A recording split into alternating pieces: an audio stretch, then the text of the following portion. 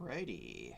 YouTube says I'm live, and once again, OBS says I am not live. Am I live, everyone? Or am I not? I'll let the audience let me know.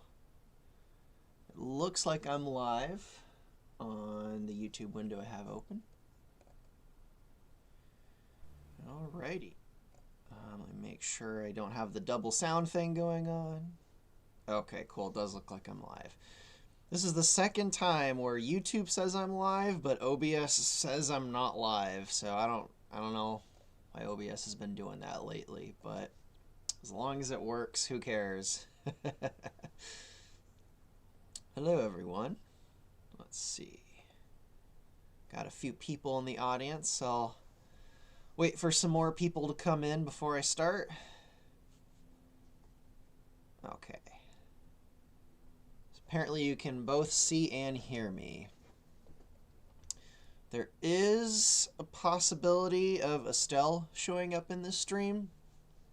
She expressed some interest, but I don't know if she's actually gonna join the live stream. At the very least, she might talk with some of you in the chat. I don't know, we'll see. But the last stream I did, it was supposed to be like a little dev stream where I worked on this level, and it ended up kind of just being a free-for-all voice actor stream, which was awesome. But it was not the intent of the stream, so I'm kind of going to do the dev stream today now instead. And my goal is to get most of the boss's attack patterns and everything done today. And that should take me 2 or 3 hours. So depending on how tired or not tired I get, we might have the boss done today. Well, with the exception of specific details like sound effects and other things. But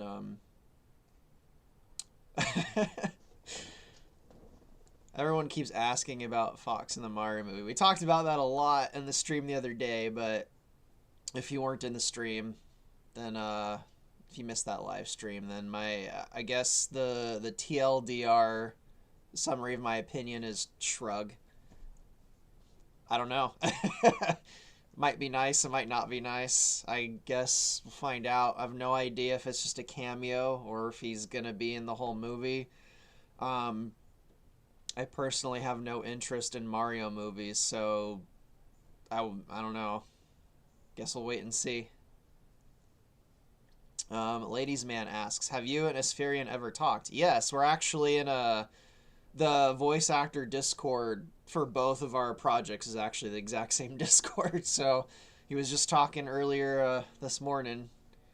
Although it's the first time he'd said anything in a while. He's been really busy. He's working on some other indie game thing right now. I don't really know that many details about that because I think he's kept it kind of quiet. But to answer your question, yes, I've talked to him. I'm in a Discord with him. We kind of have like a shared Discord where all the voice actors hang out and stuff. Let's see. Tycho mentions, why can't we just get a Star Fox movie? I mean, there's probably going to be one at this rate. I don't know when. Probably in several years at this rate, maybe sooner. I mean, how long ago was the first Mario movie? Wasn't it only like a year or two ago? So, I don't know. I have a feeling there's going to be a Star Fox movie based on everything going on. I just don't know the details. Emperor Bowser says, are you working on the mission after the station got attacked by Corneria? Yes. This is immediately after the first level there's a branching path, and this is the I guess you could say the easy route after the first level. It takes place around this comet where you're fighting a bunch of Cornerians, and then the Mirage Dragon decides to interrupt and ruin everything for everyone. Let's see, Mario Kart mentions, in Star Fox 2, the Mirage Dragon's attacks include firing beam cannons, spewing rock chunks, and ramming the player. Yep, I've got the beam kind of working. Instead of rocks, well, I guess I was gonna say instead of rocks, I replaced them with these little crystals, but I guess crystals are technically, in air quotes, a type of rock. Um, and then ramming, sort of. Speaking of sci-fi movies, have you seen Project Hail Mary yet? No, I haven't, but I'll see it as soon as I get a chance. I've heard some pretty good things about it. But I pretty much never go to the movie theaters anymore, just cause money and no one in my personal life seems interested in going to the movies, and just going to the movie theaters by myself is kind of depressing. I had a very depressing experience going to a movie theater by myself way back in, was it 2014 or 2015? There was a power outage at my house back then, and it was taking a while for the power to come back, so I decided to just go to the movie theater and see a movie by myself, and the movie ended up being terrible, and I was just, it was such a bad experience that ever since then, I've kind of avoided going to movie theaters by myself. In fact, I don't think I have since then. I think that was the last time I went to see a movie myself, was in 2014. And if you're curious what the movie was, it was Exodus of Gods and Men. Very, very disappointing movie from Ridley Scott. But I'll see that movie eventually. Let's see. What's more, the Mirage Dragon is the only boss that can be fought on all 3 difficulty levels in Star Fox 2. Yes. Emperor Bowser says, when is the next video coming out, if I may ask? Well, it depends. If all the voice actors get their remaining lines done for Titania, that'll be the next video. Kyle just sent in all of his lines for Fox yesterday, actually. I just got those into Titania, and someone else sent their lines for Titania too, but I'm already drawing a blank. I'm still waiting on, I think, Slippy, Falco, and General Pepper's lines. Oh, and Farrah hasn't done her lines for Titania yet. So that could be the next video, or the level I'm working on might be next. I'm actually going to guess that this level I'm working on is going to be the next video I put up, because once this boss is done, there's not a lot of work left to do for it. Ladies Man mentions, where's Fox in Space 3? Well, I know that Fred is at PAX East right now. I'm not sure where exactly he is in making a Fox in Space Episode 3. I lurk on his stream sometime, but I actually haven't recently, so I'm not sure where he is on that. But I do know he's at PAX East right now.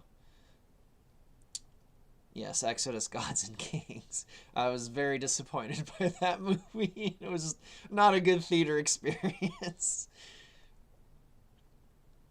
Let's see what else before I begin. I'll see what you guys are saying for a few more minutes before I start. See, meaning to ask during the stream we were all in, but are we going to get internal battles inside of ships? Well, we already have a level like that with the Bull's Defense Outpost, where you go inside and you destroy the core and everything. And then I guess technically you go in Galden's stomach in that one story level. So yeah, we kind of already have that in 2 levels. See, all gaming websites are now saying a new Star Fox game is coming out this summer. Well, that's a possibility. I wouldn't be surprised, but at the same time, I never, ever, ever, ever trust rumors. You know, what was it 3 years ago? There's just rumors everywhere saying, guys, it's totally true. Chris Hemsworth is voicing Fox in a Star Fox movie. It's definitely true, guys. Trust our rumors. And here we are 2.5 years later, and there's not a Star Fox movie, and a completely different actor is voicing him. So I don't trust rumors ever. Sorry. But it could be true. I don't know. We'll find out, I guess. Let's see if it's supposed to come out this summer. We'll probably find out really soon, because summer is, what, 2 months away? Alright. Okay, it looks like the chat has calmed down a little bit. So, let's get started. So I've got some basic attack patterns and stuff done for the Mirage Dragon. It's possible to kind of play. Oops, my headphone's falling off. To play through this boss fight and destroy him, but he's very kind of, I would say, prototypey, where his animations aren't done. So I'll probably be doing some of his animation stuff today. I'll show you guys the really weird, wacky method that this engine does to animate, because it doesn't use joints. And then, what else? I want to give him some new attacks. I'll probably do that first.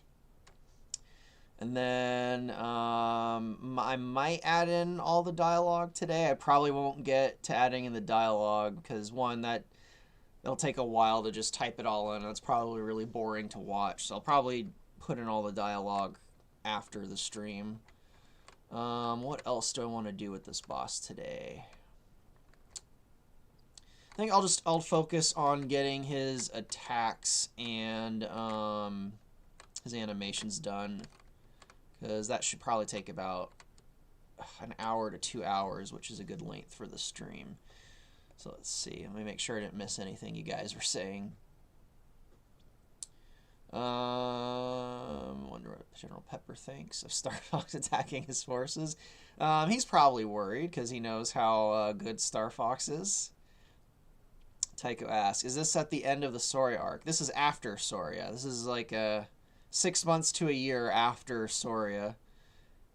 Ladies, man, please, Estelle, join the stream. Well, she expressed interest, but I don't know if she's actually going to hop in the stream. We'll find out. She said at the very least she might look at the chat, but I don't know if she's going to actually join or not. So anyway, first things first, I want to give this dragon some kind of new attack that comes from his tail. And if I remember right, in Star Fox 2, he had these orange fiery projectiles. So, let me get Notepad open. And so for the moment, I am going to use a weapon from another boss as a placeholder. I'll use one of Vulcain's weapons as a placeholder. So let me find his little lava stuff. I guess I'll use his lava rocks. And then once I got that kind of working out, I will make a proper weapon with proper visual effects. So put that on his tail. And of course the cat decides to interrupt the stream, even though I just fed her like 10 minutes ago. I just fed you, kitty kitty. It's not your food time yet. Anyway, alright, so I have added Vulcain's... Actually, let me make sure it's even showing up on the stream. Do you guys see... Oh, I'm actually behind on the stream. Let me fast forward. Okay, it is showing up. Alright, so... Maybe I should make this a little bigger. It's kind of small. So I've taken Vulcain's little lava rocks and I've added them to the Mirage Dragon's attacks, just kind of as a placeholder. And then I'm going to give him like his own little orange energy ball thing that comes out of his tail when you're fighting him. And I thought I just saw Estelle in the audience, but no, it's not her. Do you know that Estelle was mentioned by Corey Loses during a space? Yeah, she actually did. She did a live stream with Corey Loses like 2 years ago, I think, or maybe it was a year ago. I don't remember if it was she did a live stream with him like a year or two ago sometime. So it's probably mentioning that live stream or something. See, Viper Snake says, I'd find any Crystal cameo even without Estelle, but I'd definitely be sad about it. Estelle was Crystal. Yeah, it's pretty hard to separate her from Crystal. That voice is just so ingrained in that character. There's some actors that just they're so they're such a part of their respective characters that they're really the only way to replace them is wait for everyone alive to die to so a new generation that doesn't care. So I think a great example of that is probably like Han Solo's or Indiana Jones. Almost any Harrison Ford character, really. It's really hard. Like Harrison Ford is so attached to like Indiana Jones and Han Solo. It's really hard to kind of replace them. There'd just be such a psychological disconnect that, and they did try to replace both of them already. They had, well, one of them was technically a younger version, so I don't know if that really counts. Actually both of them were younger. I don't know if that really counts, but I guess another good example of an actor that they did replace that twice now is William Shatner and Captain Kirk. Like he's so attached to that character that it's kind of impossible to replace him. And they've replaced him twice now.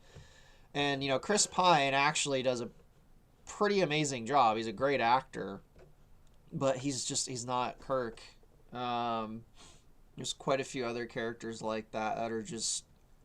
And yeah, I think Estelle and Crystal especially her voice is just so ingrained in that character that it's kind of hard to separate them. And again, they've replaced her. They replaced her too with Elijah Glidewell. So I don't know.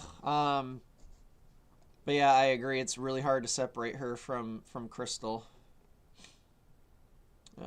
Let's see. Lord of Creation says no way she was streaming with Corey Loses. I didn't even know. Yeah, it was like 2 years ago. I think it might have been on a different channel, and he was in that live stream though. Someone else in the audience might know what I'm talking about, or if Estelle hops in the stream, she'll mention it.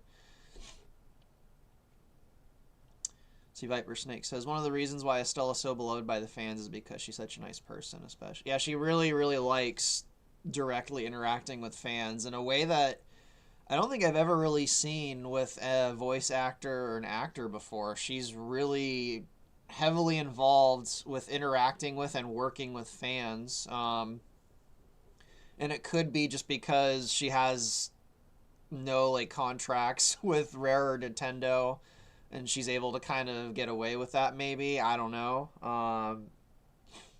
If I were to guess, she just likes interacting with fans a lot. Tycho says it'll be a sad day when William Shatner passes away. It will, but man, isn't he in his 90s now, and he still looks and acts like he's in his 50s or 60s. William Shatner has aged probably better than any other human being I've ever seen. Like he's like really physically active still, and he's in his 90s. He's I don't know. So I won't be surprised if he makes it into his hundreds. But yeah, it'll be depressing when he passes. Really, when any Star Trek actor passes away, it's really upsetting for me. Because I have quite an attachment to Star Trek, but for sure. Anyway. Oh, well, someone's asking a quick question, and then I'll get right back to this. Quick question, Ice Cream Man. Do you ever plan on doing a stream with Corey Loses and XP Gamer one day? I'm not opposed to the idea. I have no idea if they're even interested, though. I'm actually not sure who XP Gamer is. I feel like let me look that up. I feel like I've heard of XP Gamer, and let me double check. Let me see if I'm aware of them. I don't recognize the icon, and also there's like 3 different XP Gamer channels, so I'm not necessarily opposed to doing live streams with other YouTubers. I have no idea if they're even interested in me. But yeah, I was very impressed with that more when she shared the cover of my Comic-Con Twitter. Yeah, she really likes interacting with fans. But anyway, let's test out this boss. Let's see if he fires out Vulcane's lava rocks fine. Let me fire up the game. And I need to check and make sure that the game's actually showing up, because this OBS might not be picking it up. There's that one time I did a stream a few weeks ago where I was showing you guys, I think it was Faye or Mew's R-Wing, and it just wasn't even showing up. Okay, it looks like it's showing up, so. Anyway, let me fire up this level. I might need to turn the volume down, though, so I don't get sidetracked. Alright. Let's see, Tycho mentions he did a lot of Star Trek Let's Plays, especially Armada 3. I probably do, actually. He's probably in the Stellar Parallax Discord then, because I didn't work on Armada 3, but I worked on Ages of the Federation, the project they did after that. I don't know if he's covered that, but he's probably in that Discord then. I probably talked to him in there without realizing who he was. Yeah, I probably have actually talked to him on the Stellar Parallax Discord without realizing who he was, because I'm an idiot sometimes. Alright. So let's see if his tail shoots out the little... Whoa, shit! Well... he definitely shoots out the lava rocks, that's way too big. Even from this distance, I could tell it was too big. Let's get closer and see what happens.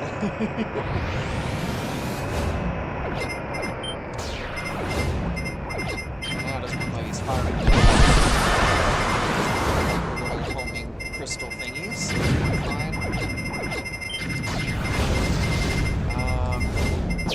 Come on, fire out the giant lava rocks. And he's not firing them. Alright, well, that's already done everything. Let me try giving him a different weapon other than the lava rock. Something smaller. Actually, let me look at the lava rock. 16 second. Okay, yeah, let me give him, really? You know what? I'm just going to give him a completely new weapon already. I'll just go ahead and make it. So I'll copy this, and let me scroll down to the Talon incident. And I'll just call it Mirage Balls. And I definitely want it to fire more frequently than 10 seconds. So I'm going to set the fire weight to something more like 3 seconds. Damage 75 is probably good. I want it to be explosive. I want it heat seeking. I want it to be, I think if I remember right, in Star Fox 2, the projectiles are relatively slow. So I'll make them a little bit slower. I'll try 100. Or, not for the mass. They'll try a velocity of 100. Which is about half the speed that the R-Wing can go. I don't want it to pierce shields. I'll have it do... Yeah, I want burst fire. So I'll fire out in shots of 3. See, Tycho mentions or asks, what controller would you recommend for Event Horizon? I tried using a PS4 controller. Tycho, have you watched there's a video on how to get controllers to work with Event Horizon. I don't know if you've seen that video. I'll go ahead and get it and post it in the chat though, just in case you haven't. So let me go find that. Yes, yes, of course I have a microphone plugged in. Discord's being weird now, but anyway, where is that video? I have it pinned somewhere in here. Where the heck is it? There it is.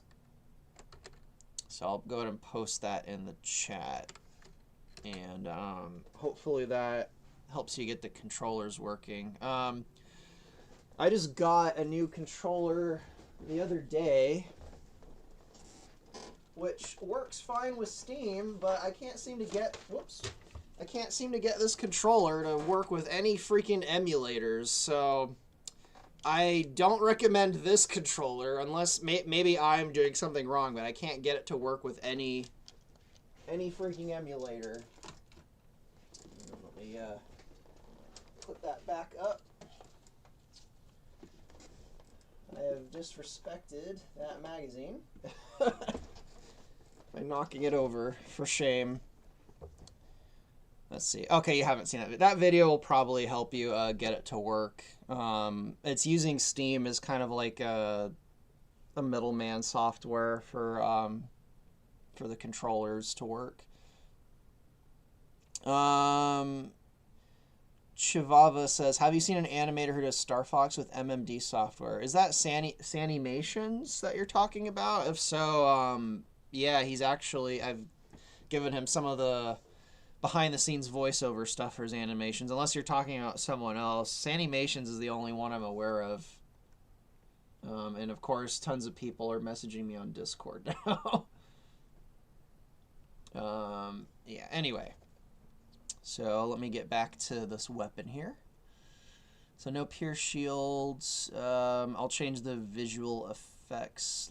I don't think I want the little smoke effects. I want it fires. And then the weapon hit points of 50 should be good. Turn time of 5 might be a little too slow, but 5 point. I'll keep it on that. I can always change it if it ends up being too slow. And I'll just keep the volcane effect and sound effects until I'm sure it's working. Anyway, so Flight Time says, would you consider making Tricky a weapon for the R-wing hanging on the wing? Like, this seems more like it'd be like an Easter egg kind of weapon, or just an R-wing weapon that launches Tricky. It seems more like kind of like an Easter egg thing, but that sounds kind of funny. But anyway, let's see if his little tail weapon works now.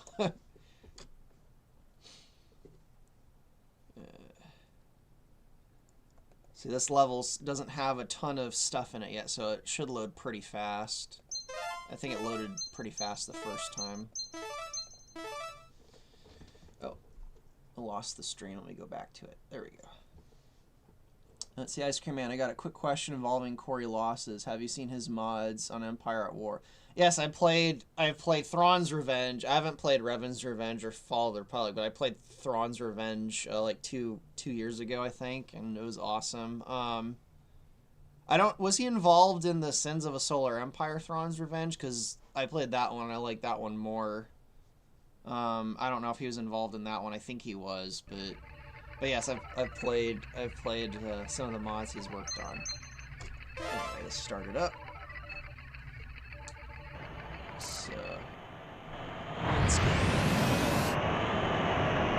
what? I forgot to switch it. I'm a dumbass. I forgot to switch the weapon on him. Mirage balls. Let me add that back to him. Replace the lava rocks with the Mirage balls. Alright. Let's try that again. Let's see. Shivava. Kai the Lion. He's doing Star Fox animations a lot. That name does sound familiar, but maybe I have seen his animation. That name does sound familiar, actually, but for some reason I can't think of who that is specifically, or like the specific animations they've done. Kai the Lion. Why does that sound familiar? I probably do know that person. Let's see, this campaign sure is something else taking place outside of the island. Yeah, I think I said it in the last stream. The Star Fox 2 campaign in this game it's probably going to be the high point of the game, and it's all downhill after that. I don't think I'm going to be able to top my plans for the Star Fox 2 stuff. This whole campaign, I think there's a lot of really cool and creative ideas. I think it's going to, and just the fact that Miu and Faye are kind of introduced in this campaign. There's a lot of interesting characters in this campaign that aren't in the previous ones.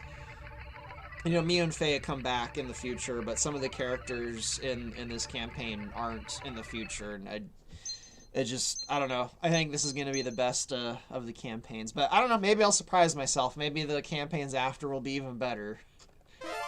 But I think this is going to be the highlight of the game, is this campaign.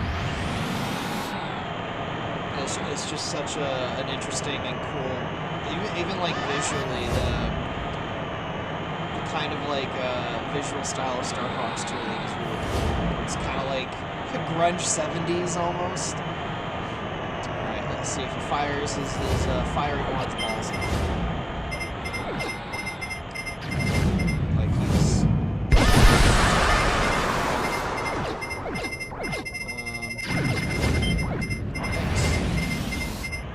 It should be firing at every 3 seconds.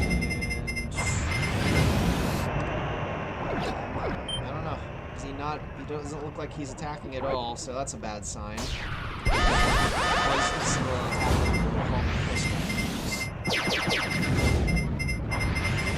So,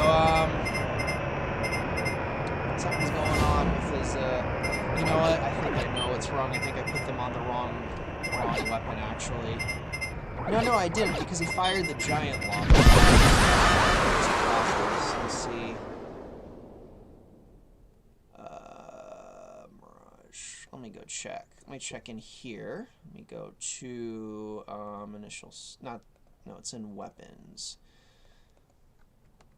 Let me see. Mirage Tail. Okay, yeah, it has the completely wrong weapons. That's why. Even though let's see, 6 and 7. Yeah, well, that's why it didn't. For some reason, it didn't change the weapons he has. That's weird. Actually, I know what's going on. I need to restart the editor. So let me let it save and I'll restart it. Well, normally I don't have to restart the editor for the weapons to change, so that's kind of strange. Let's see. Disco Fops. Is that a term I'm not aware of? Disco Fops. Yes, he made Thrawn's Revenge, ascended for his sin. Yeah, I played that one too. I prefer that one. I don't Empire at War. I actually don't like that game in and of itself that much. I think Sins of a Solar Empire is a much better foundational game. Anyway, let's check the weapons now. Okay, now he's got the Mirage balls. But let me check the actual weapon. I think something else might be going on here. I think because I didn't set it as a bomb, that might be why. No pierce shields. I have a suspicion he is firing this weapon, but for some reason it's detonating in his tail before it actually starts to home in on the player. I have a suspicion that's what's going on, but I'm not sure. Let me check in the mission events really quick. And I don't think that the editor's not showing up on... You know what? I just realized the editor's not even showing up on the stream now. What the hell, dude? OBS, what is going on? Let's see. Okay, well there's that window. Where's Fred? There's the Fred editor. It's like I gotta check OBS every 10 minutes because it like closes out things and stuff. But anyway, let me check the event where he starts to attack. I have a feeling something's going on. Maybe it's in boss trigger. Get turret free. Okay, no, I know what the problem is. I know what the problem is. These need to go on 4 and 5, not 6 and 7. The question is, why was the giant lava ball firing? Because I put that one on the wrong turret too. The tail's turrets are actually turret 4 and 5, not 6 and 7. So now it should work. All right, let's go to play.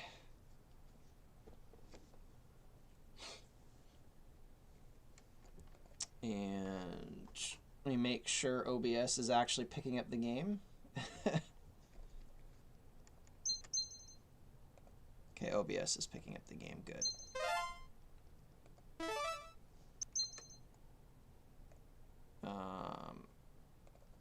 So let me go to Mission Simulator and load level up. And then while it loads, I'll check out what you guys are saying. So he also scheduled a premiere for an animation featuring Fox versus Falcon on YouTube. Tycho says, forgive me for bringing up other projects, but have you heard of this indie game in development called Drone Commander? It's not related to Star Fox, but it's a furry space game. I've not heard of it, but I'm going to go look at it now. Is it, with a name like Drone Commander, is it like is it an RTS? Is it a turn-based strategy kind of game? It involves controlling a bunch of drones. It sounds like it involves controlling a bunch of drones, so it might be up my alley. See, by the way, Ice Cream Man, if you make Krazoa ships look like Dominion ships from Star Trek, I'll be surprised. No, they won't. They won't look like Dominion ships per se. But all right. Now his tail should attack properly. Hopefully. This is how I spend most of my days. Just I do something, it doesn't work, and then I'm stuck in a trial and error cycle for about a half hour until it works. That's repeat ad nauseum. That's basically how I spend most of my days.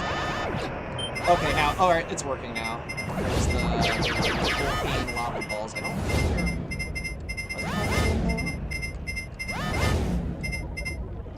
They are homing in, but yeah, it's a little too slow, so I'm going to make the homing on them a bit stronger. And I can destroy them. So I'll make a visual.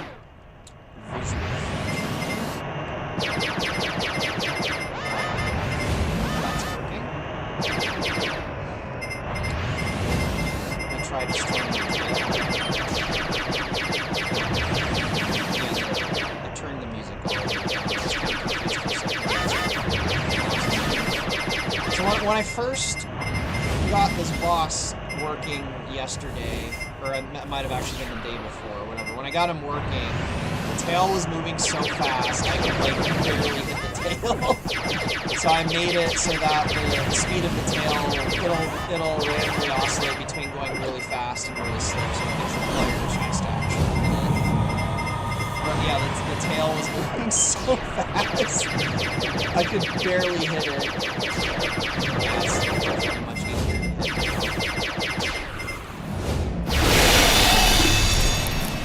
Alright, cool. So now he should, now that I've destroyed the tail, he should turn to face the player and start using his beam attack in a few seconds. Oh, there's his beam. I feel like his mouth needs to open a bit more. Open his mouth open. Or maybe it did open a lot and I just didn't see it. Yeah, his mouth definitely. So I'll go mess with his mouth animation after this.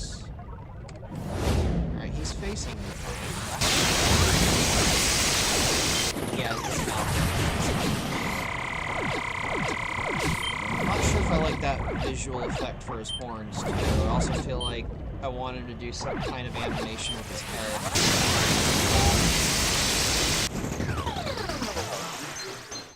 So let's go mess with his mouth animation, which is in here.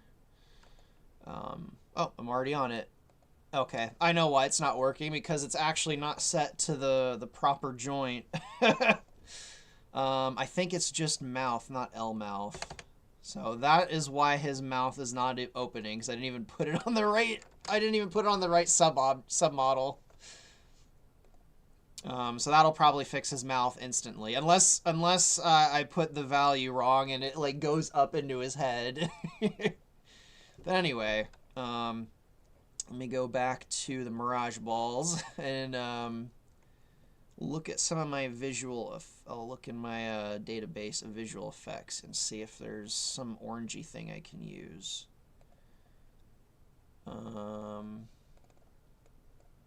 Not sure if this window is actually showing up on OBS, so let me see if I can add it. see, add. Window capture. Explorer, and let me see if I can get this window to show up. Okay, cool. A database of visual effects. So let me see if I can find a nice orangey looking thing. If I have to make one completely from scratch, then I might wait till later because that might take too long. This one right here is probably a little too boring. I want something... You know what? I think I have one down here that... I actually think I have... Yeah, I have an unused one that used to be used for Volcane that I don't use anymore. This one right here, Lava Ball B. So I think I'm going to use that for his tail attack. So... okay, well, actually, that one's using a model. I need it to use a visual, or a sprite. So let me change it to a sprite.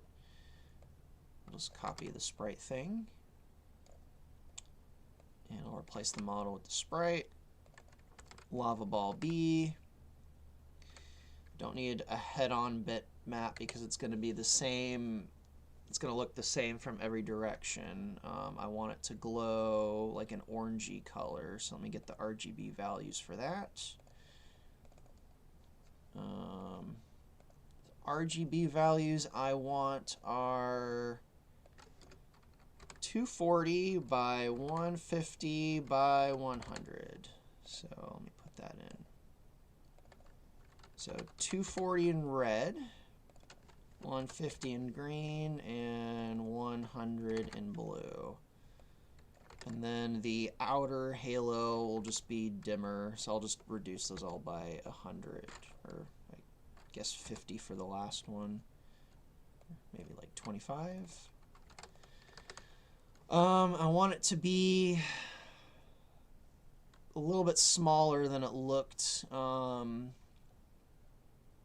Maybe a sprite size of 20 would be good for the head and tail. The length of 30 should be good. And I'll just keep the sound effect.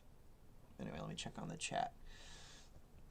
Let's see, odd question, but are you planning or have you already changed aspects of the Star Fox 2 story, given that it's not as well known as the storylines of the other games?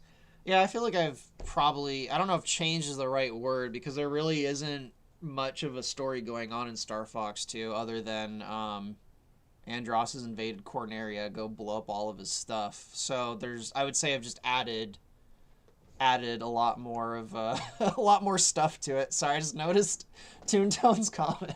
Mirage balls, talk about a good luck charm. Maybe if we can come up with a line for Peppy, like some kind of funny remark he makes about the Mirage balls. I don't know.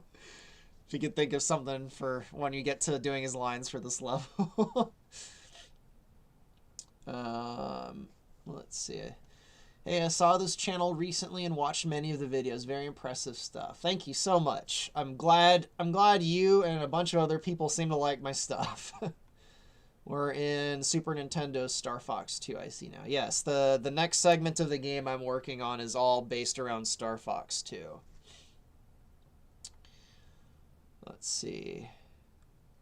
Wait, why is the Mirage Dragon already lost some health at the beginning of the fight? I didn't notice that, but it's possible he crashed into one of the little crystal asteroid things from the comet. It's possible he bumped into one of those. I haven't changed his armor and stuff yet, so he can be damaged by pretty much anything at the moment. Let's see, I don't know if you saw it earlier, but can you poke Estelle about the adventure signed copies? Sent her a DM. Yeah, she's been on... She just got back yesterday, but Estelle was on vacation in Africa for, like, I think a week. So she only just got back, and she's catching up on all of the Twitter stuff and all of the messages and stuff she got. So I'll try and remind her, but she probably hasn't seen it yet because she had a lot of people messaging her when she was gone, and she hasn't caught up yet. But yeah, actually Silver Fox, I think I think you've met. Yeah, I think you have me on Discord. Just send me a message to remind me because I might forget by the end of the stream. I see you got a haircut since. Yeah, I got a haircut between. Was it Friday I streamed? So yeah, in the last 2 days, it was getting a little bit too long. I usually just buzz it all off because it's just easy, and then let it, because it grows really fast. In about a week, it'll be almost where it was. It grows really fast. So I usually just buzz it all off and just let it grow back really quickly. And then one day it won't grow back, and that's when I'll just shave it all off permanently when it doesn't grow back. But anyway, so I got the visual effect changed, and I fixed the mouth, or at least I should have fixed the mouth. So let's test that out and see if the visual effect looks good and if the mouth actually opens properly when he shoots the laser beam. So I'll let that load. Let's see. I know I've been following this game for a few years. I know I've been following this game for a few years now. What I like best about it is the improvements and reimaginings of the story over the originals. Well, thank you. That's kind of high praise, since reboots have such a negative kind of reboots and reimaginings and all that have such a negative stigma around them. So that's pretty awesome to hear that that's someone's favorite part. So just to note, the game audio is much louder. Really? I have the volume down really low. I just unplugged my headphones. I have the volume down really low. I'm kind of surprised. I guess I'll turn the game audio down completely, since I'm not really working on any well, now I can't well, actually I can if I hit F2. I should be able to mess with the volume.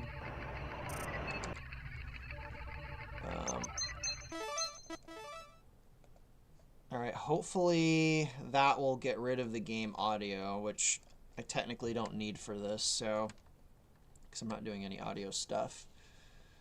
Anyway, let me keep an eye out and see if he runs into an asteroid and it, like, damages him. It looks like his health is full now. Actually, looks like there's no asteroids in his path.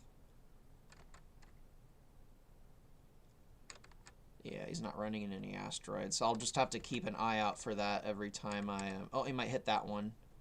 Oh, is he gonna... No, he didn't hit that one. It looked like he was about to. Of course, now it doesn't look like he's firing the orange balls, so something else is going on now.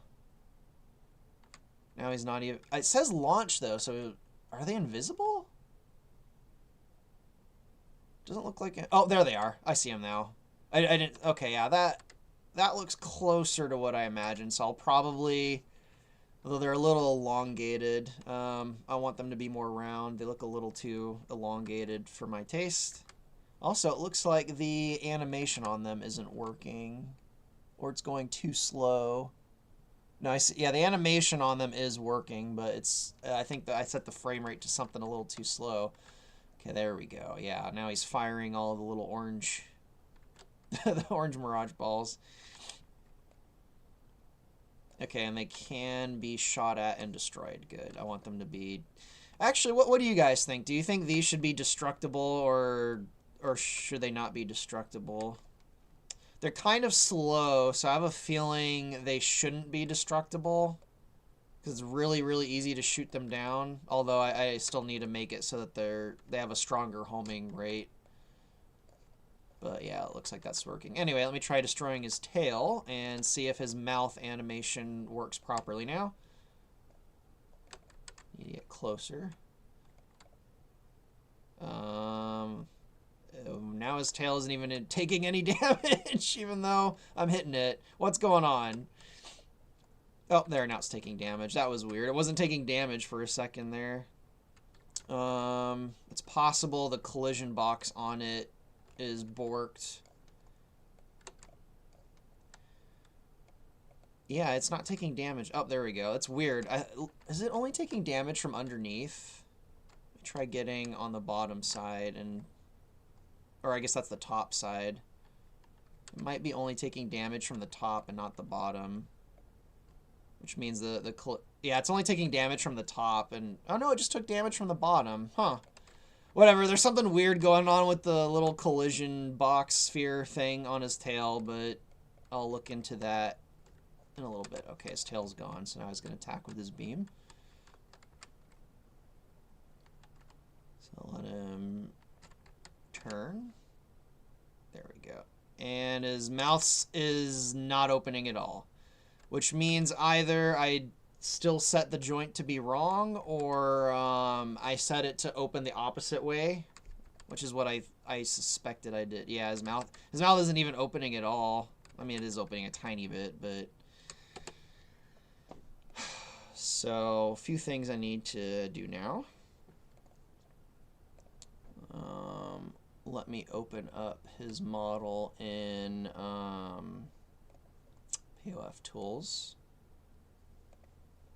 And that is not showing up in the stream, it looks like. Alright, so let me see if there's any weird things going on with his little collision box on his tail. So let's go down to his tail. Where is it? Wow, okay, it's tail end. Let's look at the box on it. No, the box looks pretty good. It's possible the two little turret points are blocking out some of the damage, but I don't think so because they're really small. But I'll try shrinking them. It's possible that they're too big. I'll try shrinking them. Shrink them by 0.5. Let's go to scale.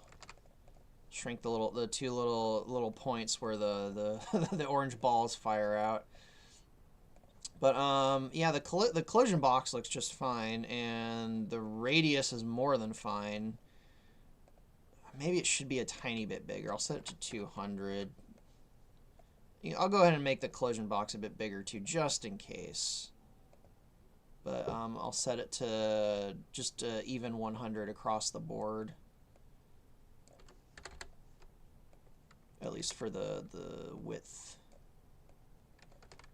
And the, whoops, positive 100. We're positive today. And then I'll set this to negative 200. And positive 75. And then the height I'll set to 50 and negative 50 and 50. That should be more than large enough. Hopefully that'll stop any weird collision thing. So what I think is happening is that the tail is, I'm not sure if this is what's happening though, because I feel like the problems were happening when the tail was relatively straight. But I think when he swings his tail, it's going outside of the overall collision detection area. This giant box here around the whole boss, I think it might be swinging outside of that box. The thing is, from my memory, my projectiles were hitting the tail when it was inside the box, so I don't think that was actually the problem. I have a feeling it was the little firing points were somehow blocking some of the, but I don't know. Maybe it was just free space being weird. And then there's no actual problem. It was just free space freaking out. But anyway, let me find the name of the mouth. I'm pretty sure it's just mouth. Yeah, it's just mouth. So I know his head looks like his neck is broken there. That's just a weird free space thing. So, oh no, it's not mouth. It's jaw. It's not mouth. It's jaw. I'm a dumb. Mouth is the actual weak point that gets hit by the player when you shoot into his mouth. Jaw is, oh wow, I'm a dummy. All right, so that's why his mouth animation isn't working, because I once again had it set to the wrong submodel. It's jaw, not mouth. All right. So let me save the model and put it in the game files.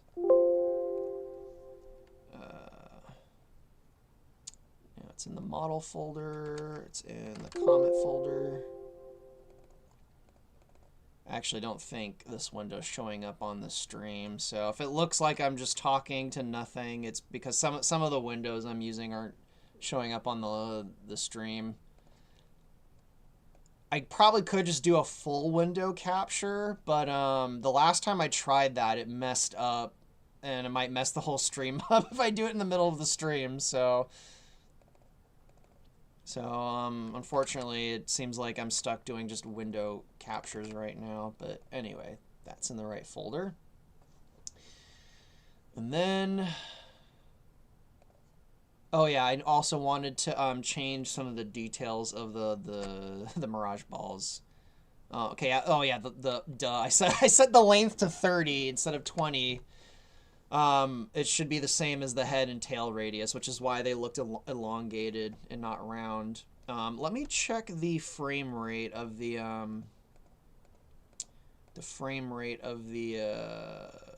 this animation. Okay, no, it's set to the right frame rate, so I don't know why it looks so slow.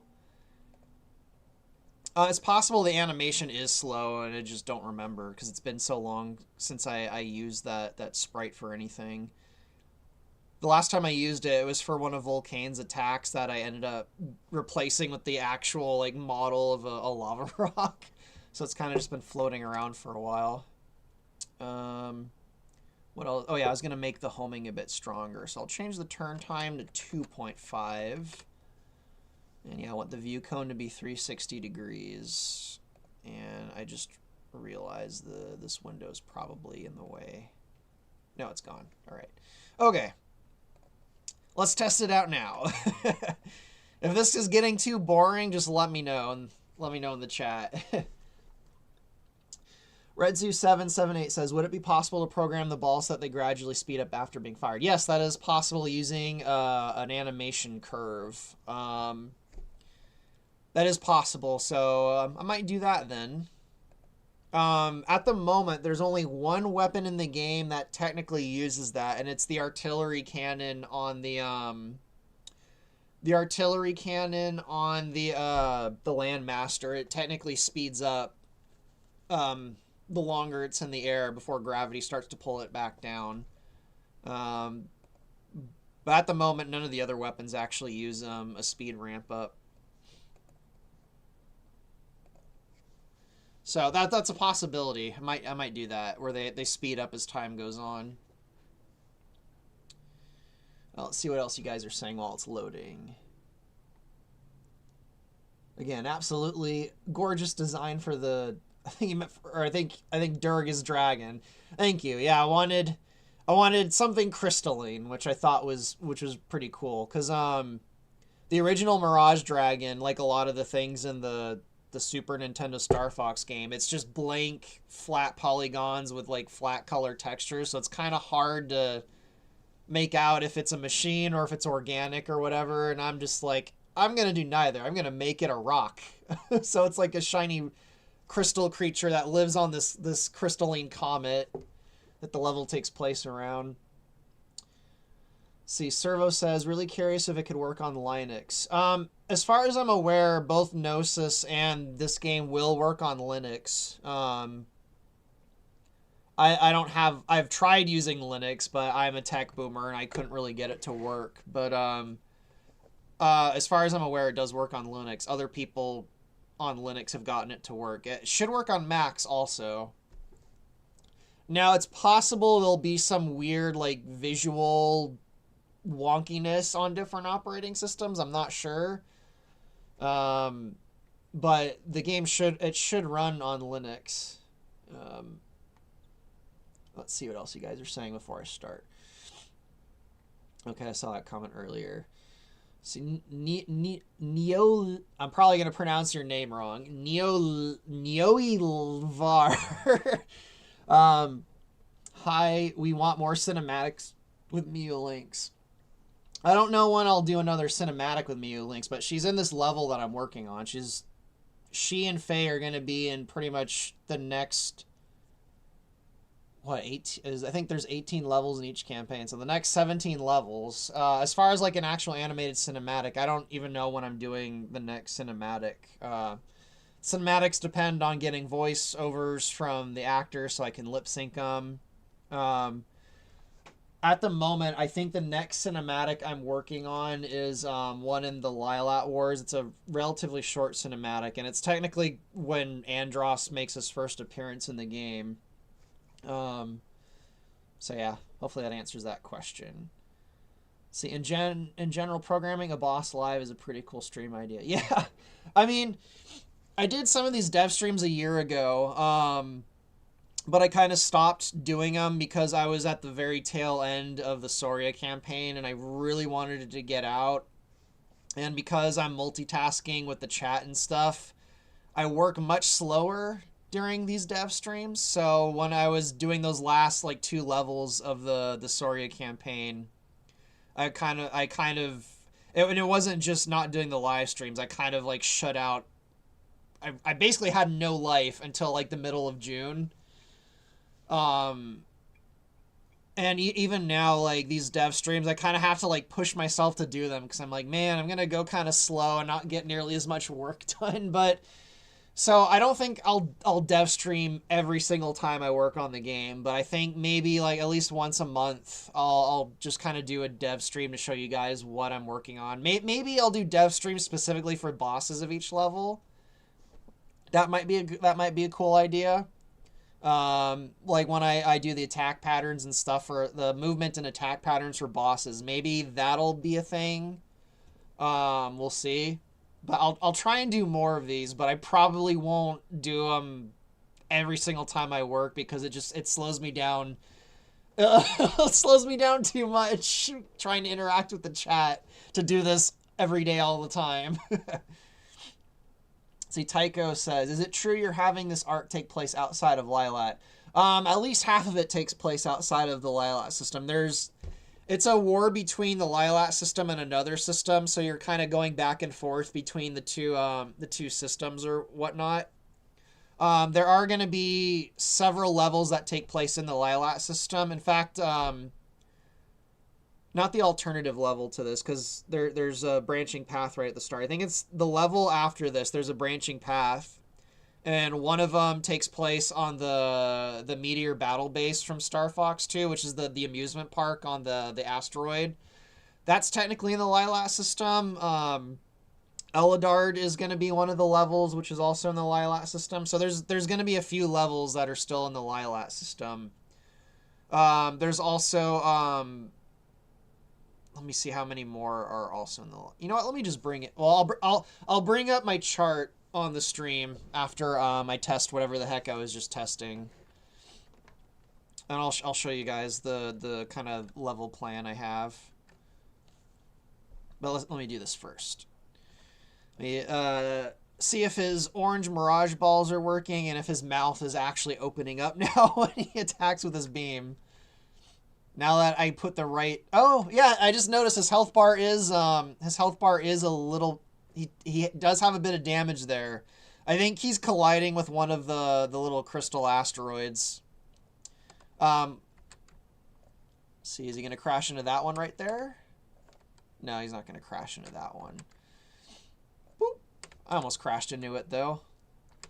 He doesn't have any of the right he doesn't have any armor values or anything on him now, so he can take damage from any weapon type or anything. So I just need to set it so that he doesn't take damage from the little crystal asteroids there. So that's probably where that damage is coming from. He's bumping into an asteroid right when he spawns. Because these little crystalline asteroid things. Oh, those are still a bit too elongated, but the homing definitely is a bit stronger. And now, oh, they're homing in on the Cornerian fighters. That one was homing in on me, and then it decided to go home in on the Cornerian fighters over here. Cause yeah, there's a few Cornerian fighter craft floating around here. They don't have any AI yet. Oh, that one looks like... Oh, that one's got some AI. He's trying to run away from them. That's funny. It's like, no! I still think these are probably a bit too slow, so I might I still might make the homing on them stronger. Yeah, and they're too slow. This Cornerian fighter isn't even using his boosters, and he's staying away from them. So I think these are too slow. Anyway, let me go destroy his tail and see if the mouth works. Oh, and it still looks like some of that damage is not registering. So there's definitely something weird going on with the collision box. Yeah, now he's not taking any damage at all. Did I make it worse? Okay, I definitely hit it. Okay, I just saw the red flashing. So it might just be swinging outside of the yeah, now I see damage. It might just be swinging outside of the I just might need to make the giant box around him bigger. It might be swinging outside of that still. All right, now is his mouth gonna open up? Oh, it's opening up the wrong way. I knew it. I knew that was gonna happen. It opened up into his head. Oh man, that's too funny. All right, well, at least we know it's on the right sub model. So let me change it from where is the animation? Let me change it from negative to positive. That was funny. I knew that was gonna happen too. I knew that I knew it was gonna be the opposite value of what should be in there. But anyway, let me go back to these and let me set the length to half the length, because let me set it to 10 because they still looked elongated, the orange things. And let me up the speed to 150, maybe 175. And I'll do the turn time to just 1 second. 1.5? No, 1 second should be good. All right. Oh, yeah, I was going to show you guys, or someone asked about the different levels in the Star Fox 2 campaign. Let me get the image up. So let me go find the folder with that. I might need to download it again from my document. What was it called? Yeah, I need to download it again. Hang on. Let me go get my level document thingy. From my game design document thingy. Let's see, open diagram. Sorry, it's going to be boring for a few seconds here while I try and get this file. Okay, so let me download this, because I don't remember where I saved it on my computer. And I'll save it as a PNG. Why is it not letting me save it as a PNG? Oh, there it is. Okay. And I just want to download that to my computer. Oh, that's the Soria levels. Let me go to the Star Fox 2 ones. Whoops.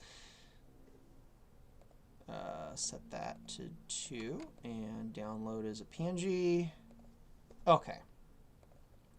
So let me get this file onto OBS. Where is image? And let me go find it in my downloads folder. Okay, here we go. I'm not sure if this is really readable on the stream, but here is the level document for the Star Fox 2 campaign. Although for some reason it did not... Oh, that's Lilat Wars. What the hell? What is going on? That is the wrong one. Sorry, guys. Hang on. I downloaded... That's the Lilat Wars one. Let me download the Star Fox 2 one. Why did it download the wrong one? Let's see, PNG, download. Okay, yeah, it keeps downloading the Lilat Wars one. Hang on, guys. I'm sorry for the technical issues. Maybe Estelle's in the chat. Why is it not letting me download this one? Files, save as. This is darn peculiar. Do I have to like just screenshot it? You know, maybe if I put it on the first tab, it'll download it. Save X. Oh, I need to X. There we go. That's probably why. I need to export it. There we go. Okay. I needed to click export and not save as, so let me switch that over to the Star Fox 2 one. Okay, here we go. Here's the Star Fox 2 one. Not sure how visible it is for you guys. Let me look on. It's really small for me, but OBS is like all shrunk, so it might actually be bigger than it looks. Can you guys see that? I'm not sure if you guys can even see that. Let me look at the chat. Maybe you guys can see it. I just looked and I immediately saw get him an ibuprofen. I don't know what that's a reference to. See, also the boss bar is glitched as well due to it not decreasing here. Also, that moment was accidentally predicted by me. And sorry for the nightmare and cursed image. We're not sure what cursed image you're talking about, but the boss bar will go down after the tail gets destroyed. Because the damage comes when the tail itself gets destroyed. See, I remember now Lilat in this game is a binary system. Is that why it has so many planets? It's a binary system in the actual Star Fox games too. In Star Fox 2, coincidentally enough, it shows both of the the blue star. And then if you look in the Nintendo Power Guide for Star Fox 64, in the solar section it mentions that it's a companion star to Lilat, which is a blue star. So it's a binary star system in the games too, which is probably why it has so many freaking planets. But interesting tidbit of information. I guess those words are interchangeable, but most stars we're aware of are actually binary or trinary. It's actually really rare that there's a single star system or a system with just one star. So binary and trinary star systems are actually really, really common. That's something a lot of sci-fi gets wrong. Anyway, it looks like you're working on the levels a little out of order here. Oh, yeah, that's interesting. You're right. I just noticed that. Yeah, this is an outdated document. The level 2 and level 3 ones, they should be flipped. So just imagine the battle-based meteor and Eldard are flipped down or flipped with the comet level. Whoops. This is an outdated version of the document, but yeah, actually this is definitely outdated because I don't think Grippia is going to be in this. It might be still, but I replaced it with another level. So the one I'm showing on stream is slightly outdated. Sorry, guys. I don't know why it downloaded an outdated version, or maybe it forgot. Actually, is it even showing up on the stream? Okay, yeah. Sorry, the stream is being weird for a second there. Yeah, this is slightly outdated, but it still gives you a general idea of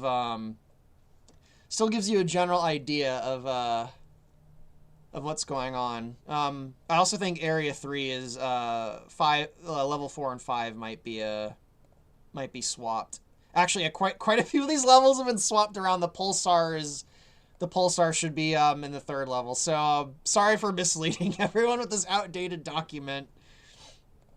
Let me see. Is the last level wrong in this version too? No, the last level is right. So this document's probably outdated by about 6 months. Where is the proper one? Did I just not save it? Or did the cloud not save it? I hate all the cloud shit.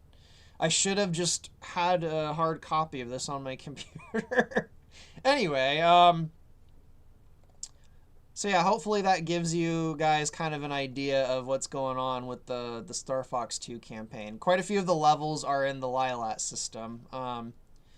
Like I said, Battle-Based Meteor is in the Lilat system. So is Eldard. Area 3 is in the Lilat system. Technically, in Event Horizon canon, Sector Alpha and Beta are outside the Lilat system. They're kind of in like the space between systems. And also, I got rid of one of them in the Star Fox 2 campaign.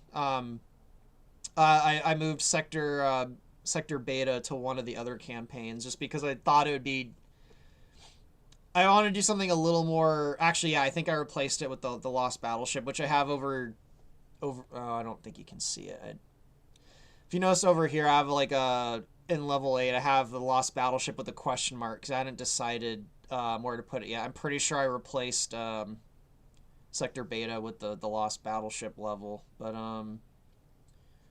what so that'll be in the Lilat system too. What other ones are in the Lilat system? The satellite defense platforms are in the Lilat system.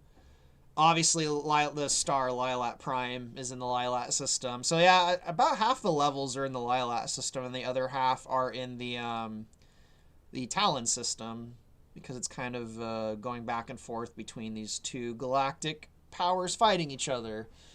So yeah. And there's I'll scroll a little bit so you can get a sneak peek of some of the bosses that might show up.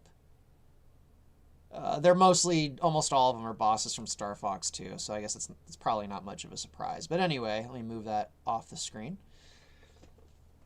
Now I forgot what I was doing before I brought up that document. Let me look at the chat. I forgot what I was doing. This is why I'm not going to do a live stream every single time I work on the game, because I'm just not going to get nearly as much done. See, I'm seeing levels on this chart from Star Fox 2, and even Yeah, Area 3 is technically from Star Fox 0. I thought, because if I remember right, in Star Fox 2, the levels where you fight Star Wolf are always in deep space, which is a little bit boring. So I figured, oh, there's not really another good place for Area 3, so I might as well make Area 3 in the Star Fox 2 campaign, and that's where the Star Wolf battle takes place. See, Wayne Buggin says, I can't get over Star Fox Event Horizon and the retelling of Adventures with Crystal. It's too perfect. This is what Nintendo should have done in the first place. Well, I thank you. I'm telling you, it's really motivating to see a lot of people react very positively to... Oh, I was trying not to jump ahead of myself to other comments. Anyway, it makes me really happy, and it's really motivating to see people say that they really like the Soria stuff and whatnot that I've done. And it seems like the reception has been so much more positive than the other stuff I've worked on. It's been really nice. So thank you very much. I'm doing my best. Retsu says, no Salvadora in the Star Fox. Yes, the Salvadora is in the Star Fox 2 campaign. It was on that list, but it had a different name because it's a specific Salvadora. It has a name. So, yeah, the Salvadora will show up in the Star Fox 2 campaign. It's the main battleship that Venom uses. See, Mario Kart Lover says Lost Battleship. Isn't that a Lost Star Fox 64 level? Yes, it is. It actually is. Which is why I had a question mark there. See, I was wondering if the walker would get implemented in this game. Yes, the walker actually is in the game already. If you've downloaded it, if you go to the mission simulator, there's a little demo level where you can play as the walker. It's kind of like just an empty arena with a few enemies that respawn. And I have a video of it floating around on my channel somewhere. So yeah, the walker is a pretty prominent feature of the Star Fox 2 campaign. Because I love mechs. Shear's return. Well, he might return. Shear seems to have a pretty good ability to not die. Alright. What the heck was I working on here? Oh yeah, I flipped the direction his mouth opens up. I think I reduced the length of the lava Mirage orange ball things. And I upped their speed. Was there anything else? Oh yeah, I was going to make his collision box a bit bigger because I have a suspicion his tail is swinging outside of the box. So I'm just going to make it a bit larger. Let's try 600 by 600. I don't think I need him. Just to be safe, I'll make the vertical box a little, the vertical a bit bigger too. I don't think his tail bends down too much. Not while it's swinging anyway. When I add in his animations for when he gets hurt, he's gonna writhe and his tail's probably gonna go flinging up vertically. But at that point, the box doesn't matter because his tail's been destroyed. So let me save this. And then put it in the proper folder.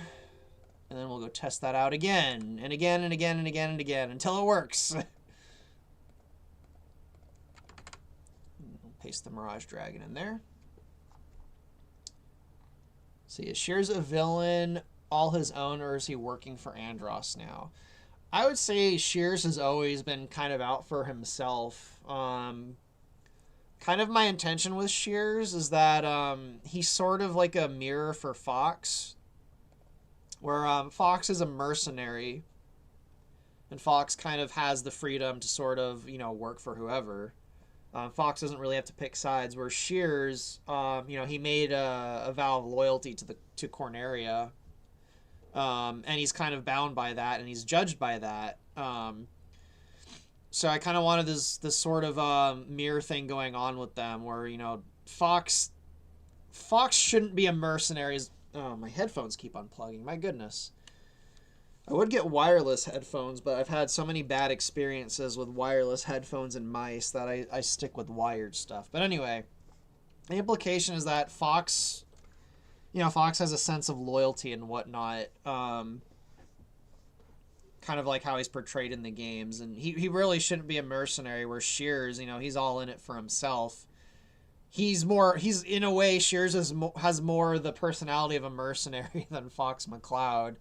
And there's kind of this envy that Shears has for Fox and mercenaries in general. He's kind of envious that, these guys can work for the right side and not be judged in the same way that he is for turning against Corneria. That idea does come up a lot in the Star Fox 2 campaign, because the Star Fox team ends up fighting Corneria for a bit of it. And I just realized that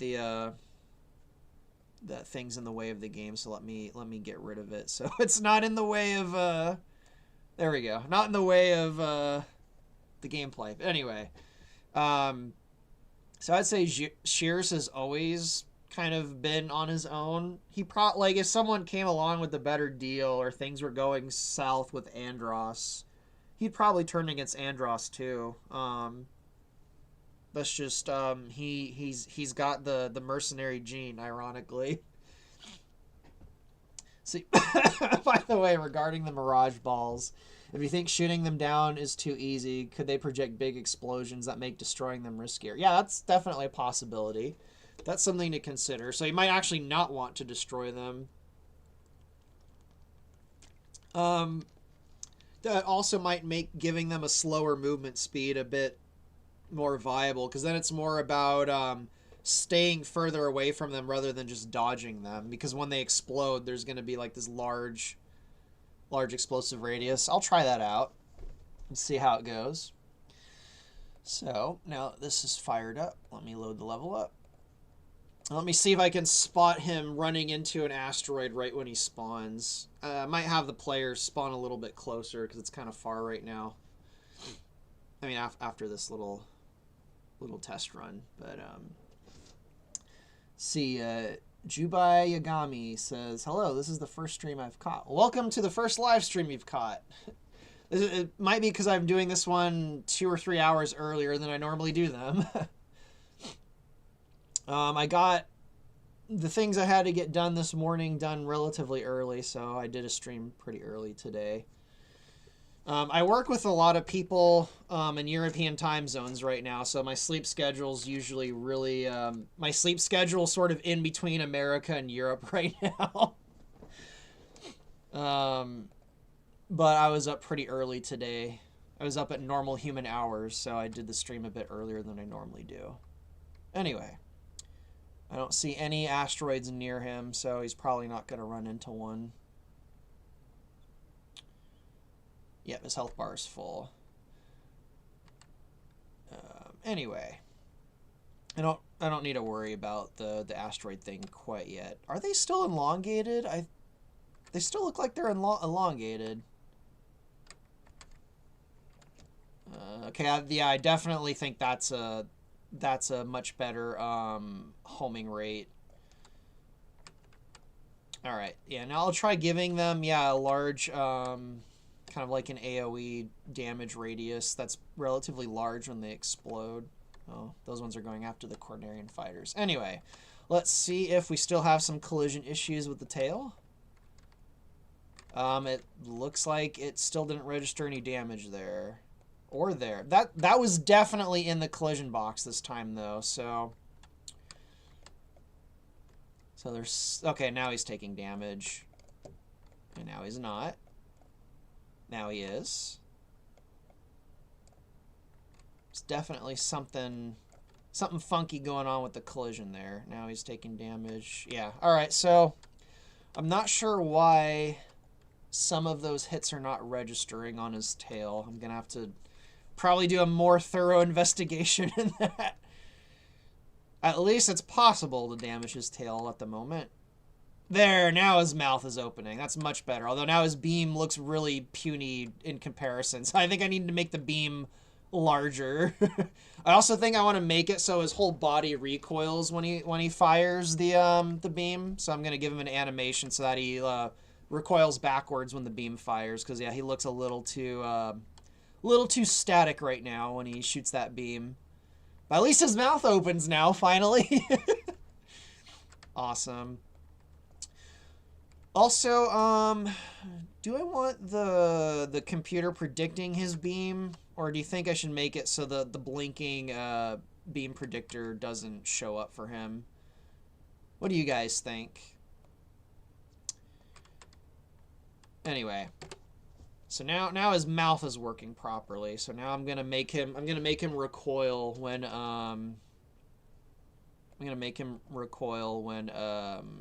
when he shoots the beam. So let me open up the animation folder.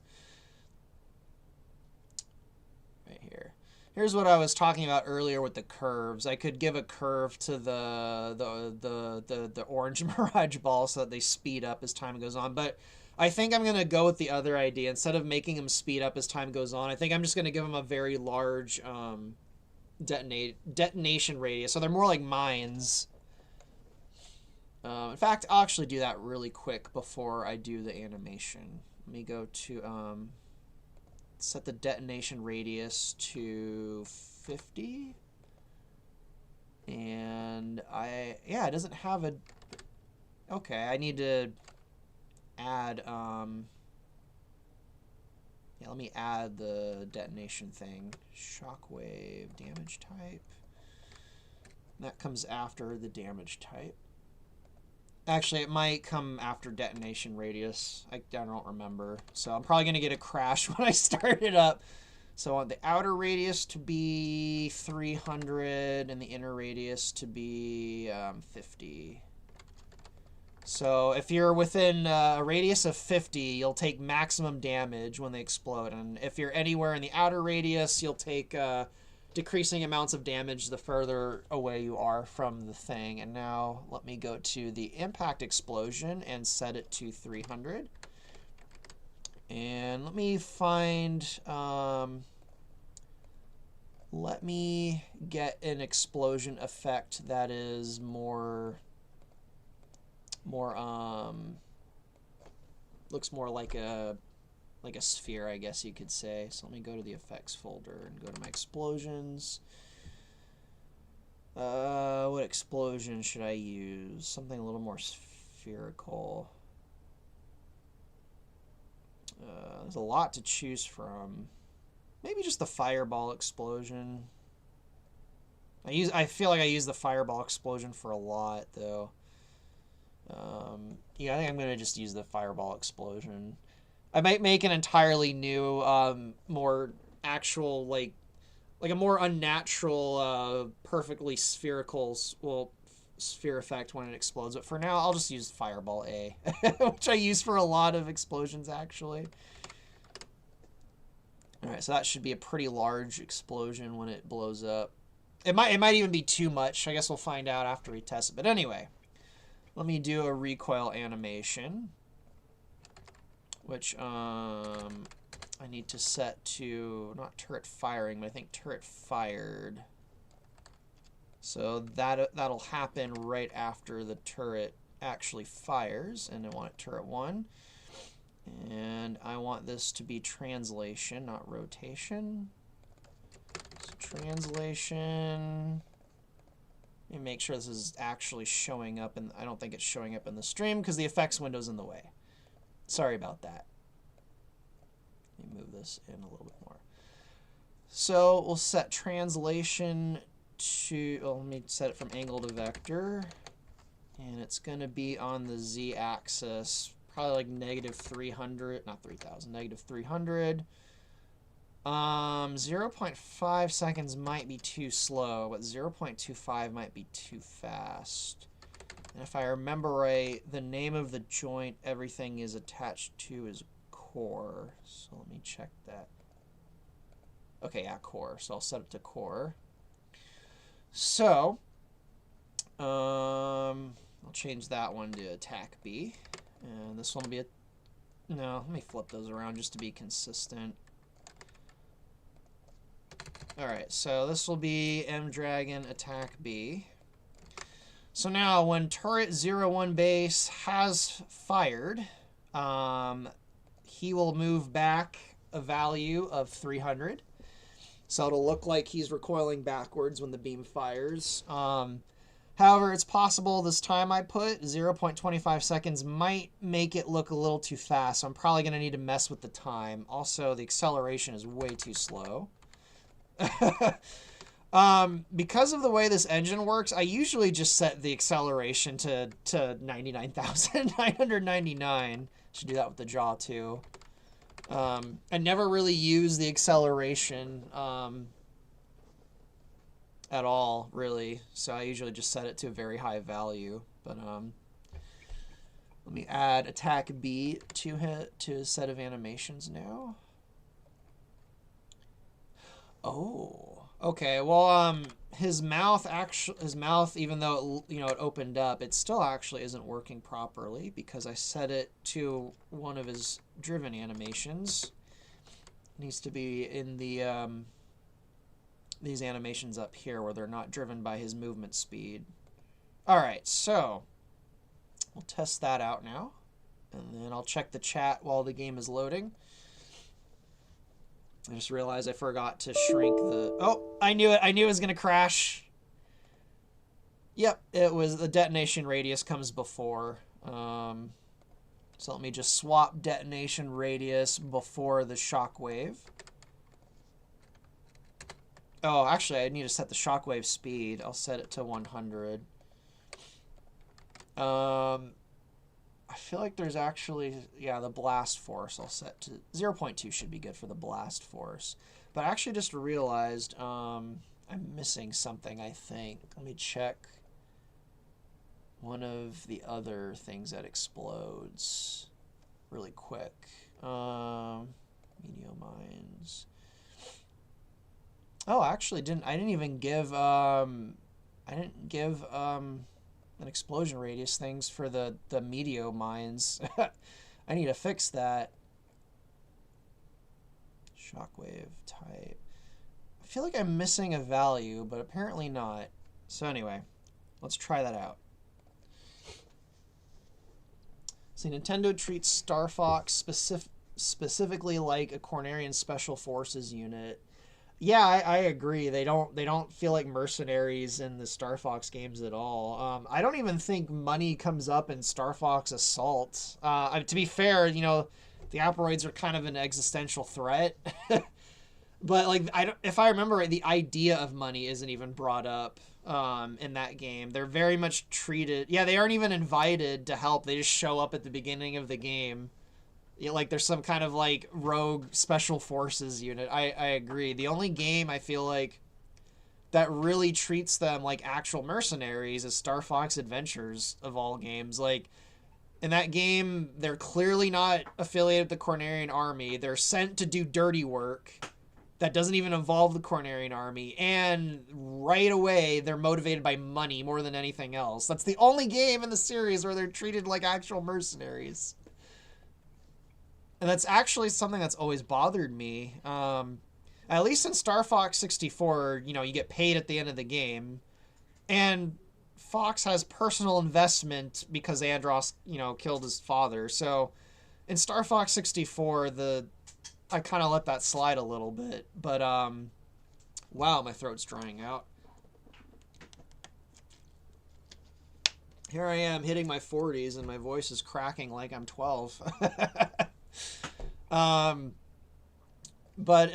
Yeah, in Assault and Command and even Zero, they're not really treated like mercenaries, and that's always kind of bothered me a little bit. Again, I kind of let it slide a little bit in Assault because the Aperoids are an existential threat, but yeah, I try to treat them like actual mercenaries in my stuff. Let's see, after seeing that Talon incident level chart earlier, I'm not sure which level or mission to look forward to most. All of them. They're all going to be awesome. It's just a question of which one is the most awesome. I think the battle base meteor level's probably going to be the highlight of the whole campaign, just because the idea of like a giant war zone in the middle of an amusement park sounds really awesome. So I have a feeling Battle Base Meteor is going to be a standout. There's a few other candidates. The Astropolis is probably going to be pretty cool too. But anyway, I like this one a lot, even though it's still kind of in the embryo stage. I like the backdrop of this giant comet. Anyway, yeah, after this, I'm going to move the player a bit closer to the boss, so I don't have to zoom all the way over towards him at the start. But let's try seeing if the detonation radius on these is good. Well, I think those are going after those Cornerian fighters. These ones are coming after me. All right, let's see what these look like. Whoa! Yeah, as I suspected, that's way too big. Those explosions are huge. Oh my goodness. Yeah, I actually think the detonation radius just needs to be larger, but not the actual explosion. Yeah, look at those ones in the distance. Those are huge. And the fireball sprite is probably the wrong one to use because it doesn't have a fading out effect. Yeah. All right, well, the actual explosion might be big enough. I need to make the actual detonation radius further so they blow up a little further away from the player, though, because they blow up way too close to the player. And then you're, like, in the middle of this giant... Look at my health. I, like, wiped out half my health. Alright, so, we'll tweak the orange Mirage balls a little bit. Oh, the collision's working already. That's good. The collision detection on the tail is working right away, so that's good. So I don't know what was going on earlier with that. Yeah, it looked like it worked just fine that time. Alright, let's see if the recoil from his beam attack looks good, or if it's too fast or too janky. Or it just doesn't do it at all. Wonderful. He didn't recoil at all when he fired that beam. Okay, now those are getting obnoxious. Yeah, he's not moving backwards at all when he fires that beam, so great. Something else is going on. Let me go back to him. I gave it to him, right? M Dragon attack B. Let's see, animations, yeah. Acceleration's fast, translation. Wait time. Yeah, he even waits a little bit after the attack. Let me try setting it to turret firing. It's possible because it's a beam weapon. It doesn't count the turret as having been fired until the beam is done. Although it looked like even when the beam was done, he didn't look like he recoiled backwards. So, yeah, I'm not sure what's going on there, but let me go fix the explosive balls. Mirage balls, where are you? There they are. So let me try setting the detonation radius to like 400 maybe, not 4,000, 400.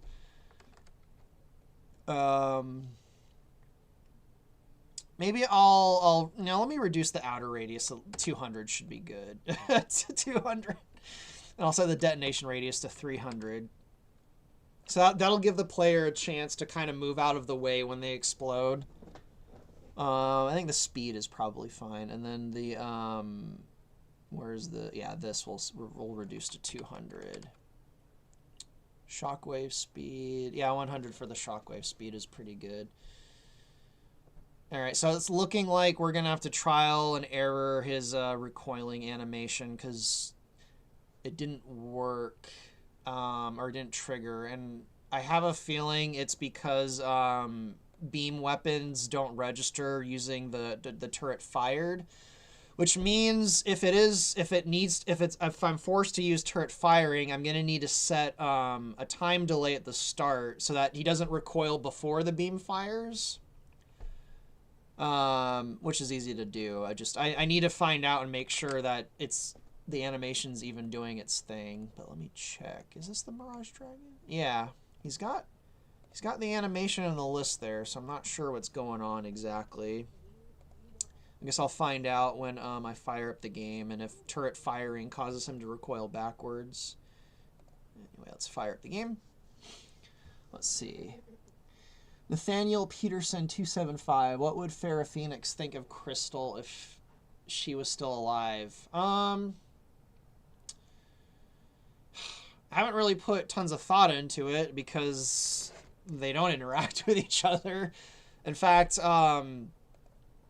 one of the things I had difficulty with for a long time before I figured Farrah out was figuring out how those two would interact because that's just something I didn't even really want to deal with. But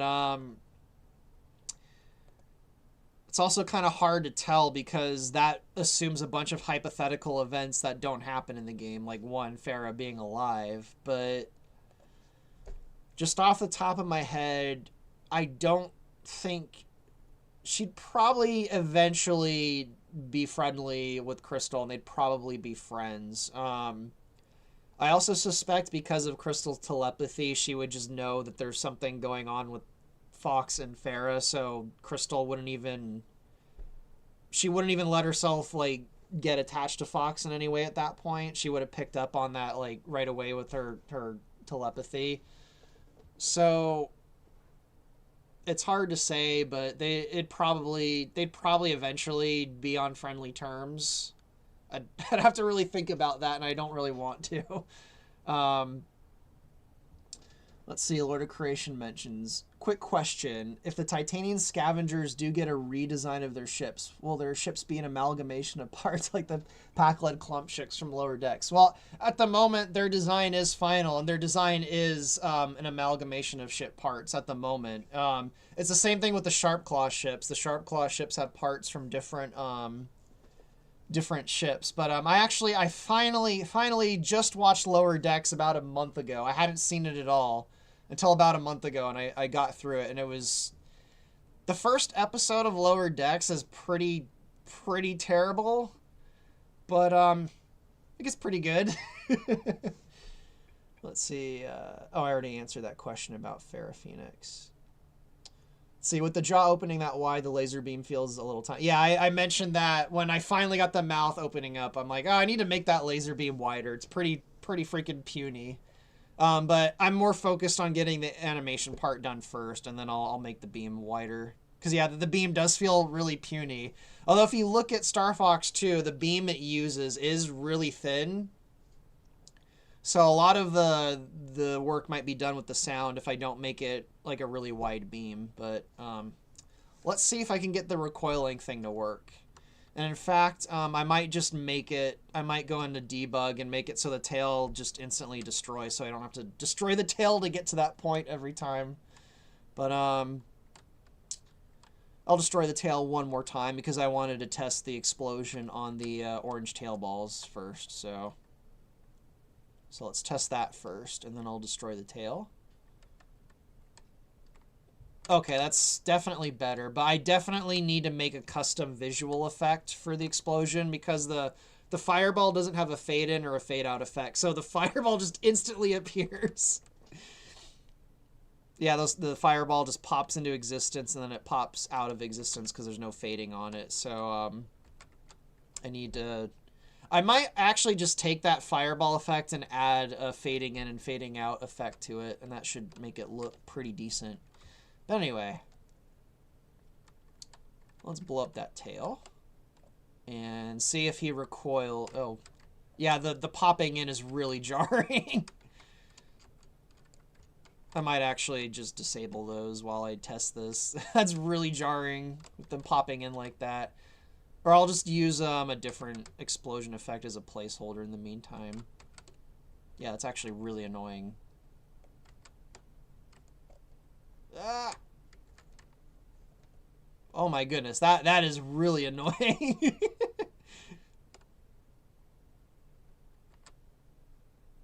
Let me just yeah, I'm gonna, as I continue on, because I'm kind of satisfied with the tail part, I'm just gonna put a little debug thing so that his tail is instantly destroyed and I can jump right to him using the laser beam so I don't have to go through that every single time. He's still not recoiling. Oh, okay, no, I think I just saw him move forward, actually. Hang on, let him fire it again, because I didn't quite catch that. Okay, no, now he's recoiling. That's weird. He recoiled. What the hell? What's going on? He's like lurching forward and then backwards and forward, and then the timing's not right. That is weird. Okay, he's lurching backwards, but he's, as I predicted, he's lurching before the beam fires because it's set to turret firing and not turret fired. But then he like lurches forward. That's really weird. Let me look one more time. Yeah, okay, I know how to get rid of the lurching forward, and then to stop him, I need to have his animation delay a little bit. So the problem before was using the turret fired, using turret fired instead of turret firing. Oh, first, let me fix that. Let me put a different explosion effect for the time being, because that one's too obnoxious. I'll just use the missile explosion for now as a placeholder. Oh, I just noticed a question. Question for Undying Nephilim. I asked this in the Toastamax stream when he was playing a Sonic game. Out of all the games, including Event Horizon, what is your favorite ship or R-Wing variant? I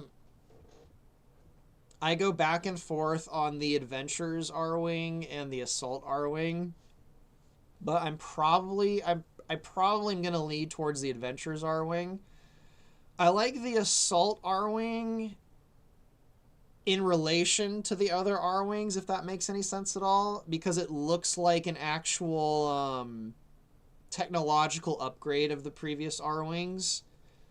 But in a vacuum, I think I like the one from Adventures the most, because it actually looks like it's been through wear and tear, and it looks all beat up and stuff. I actually don't really like I think the 64 R-Wing is my least favorite, actually. It just looks clean and just kind of meh. I like the Super Nintendo R-Wing quite a bit, though, but I think the Adventures R-Wing is actually my favorite. I like the armored R-Wing a lot, though. The big fat R-Wing from Star Fox 2 I like a lot. The light R-Wing's pretty cool, too.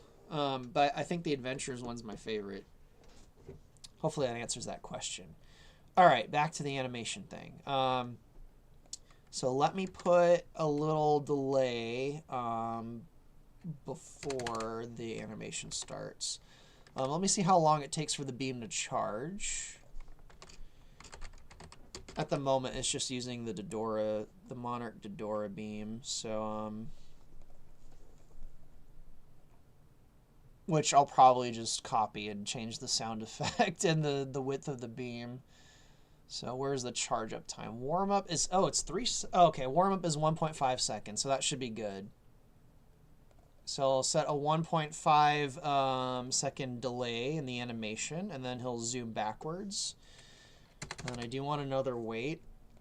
And then what I need to do is add another segment down here where he goes forward again, but I'll set the time to something like 5 seconds. So he doesn't lurch back forward, he comes forward a little bit.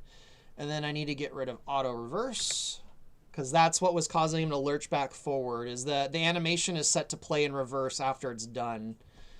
And then what I need now is, because it'll loop if I don't have something there, I need, where is it?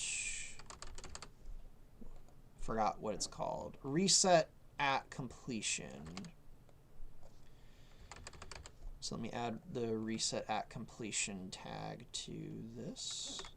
And there. Now, unless I've done something wrong, which I probably did, when he begins his beam attack, it'll wait 1.5 seconds, and then he will lurch backwards very suddenly, and then it'll wait another 1.5 seconds, and then he'll slowly move forward over the course of 5 seconds, and then that should all look relatively seamless, unless I screwed up. We'll find out in a few seconds. Oh, right, I was gonna make it so I don't have to destroy his tail again, so I can just skip ahead. So let me move the player a bit closer, just so I don't have to zoom all the way over to him at the start of the level. Yeah, I'll do a little closer. That should be good. And then, let me, uh-oh. Sorry, Fred froze for a second there. Let's go to mission events. Is the mission events even showing up? I don't think the mission events is showing up. I want to make, it's not very interesting, but some people might be interested in seeing the mission events. But I'm not seeing them on OBS. Come on, OBS. What's going on? Or is this it down here? No? Let me switch it. There we go. Okay. Alrighty, so let me add a debug event. Just call it debug. I'll have it go off after the stuff is triggered. So 1 second after that, and then I'll just have it destroy his tail. So let's go to subsystems, sabotage subsystem on the Mirage Dragon, tail end, and just do 100% damage to the tail. Alright, so after the boss fight triggers, his tail will just instantly self-destruct, so I don't have to worry about that. I'll just jump right into the part where he goes after the player with the beam. Alright. How long have I been going? Wow, I've already been going for almost 2 hours. Holy crap. I noticed in the comment, have you thought about adding some of the manta rays from the SNES game to this level? I added manta rays to the solar level in the Lilac Wars, actually. So in the solar levels, there's like these, they're like lava manta rays. Unless you meant like a completely different type of manta ray. That might be worth putting in this level. I'll think about it. Just kind of like as a background thing, maybe. But at the moment, there's manta ray enemies in the solar level, but I made them kind of all magma, so they're like lava manta rays that come out of the star. Let's see, while it loads, let's see what else you guys are saying. See, since the Cornerian ships have been upgraded to fit their assault designs, I'm curious if General Pepper and Bill will get design upgrade. Yes, General Pepper will get his ship from Assault. And Bill, I haven't decided which design to go with for his upgraded fighter. Zero is an obvious design to kind of go with, because if I remember right, his fighters only had 3 designs, and the one in Command and 64 are pretty similar. So the design in Zero is kind of the logical direction to go in, because that design hasn't showed up in the game yet. But anyway, let's see if he recoils properly now and doesn't lurch forward when he fires the beam. All right, so when the boss bar... Oh, okay, yeah, he's firing the beam already. And yeah, it looked like he... That was weird, though. Okay, now the... There's probably some funkiness going on because I triggered the... Oh, no, the tail's still there. What the hell? Okay, there, the tail. It just took a while to self-destruct. All right, now he should face me and fire his beam.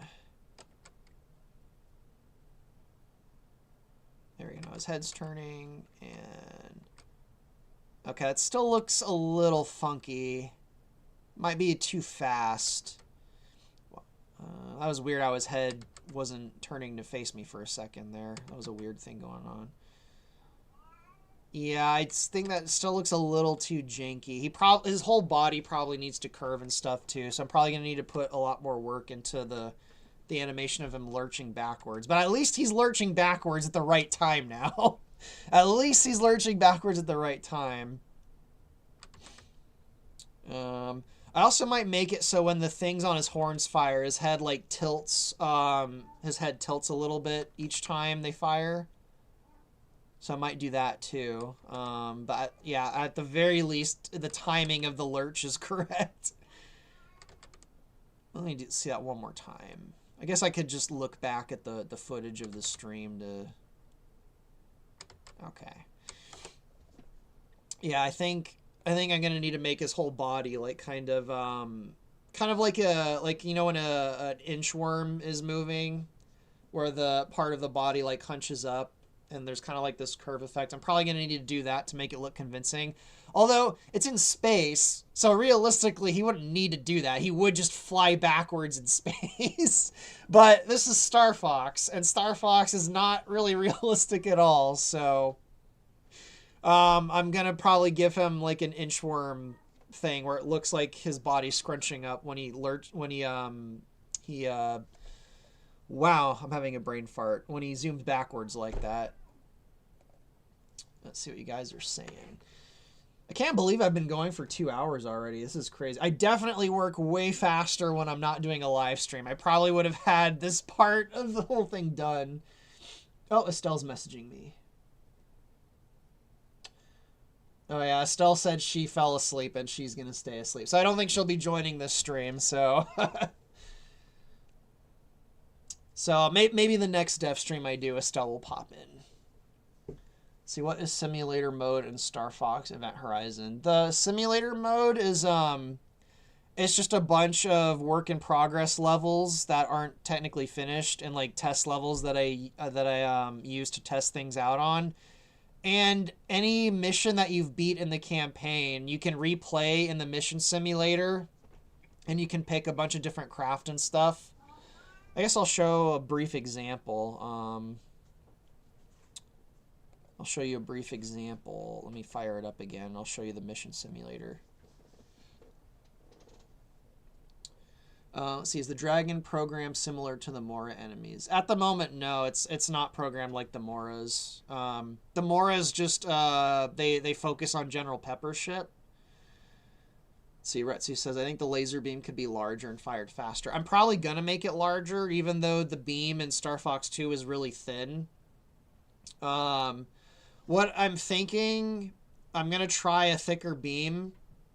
But what I'm thinking is when the beam fires, I might still stick with the thin beam, but I might add like a very large, like... kind of like shockwave effect at the mouth when it fires, kind of like I do with the Gorgon. That might help sell the effect a bit more, but anyway, this is the mission simulator.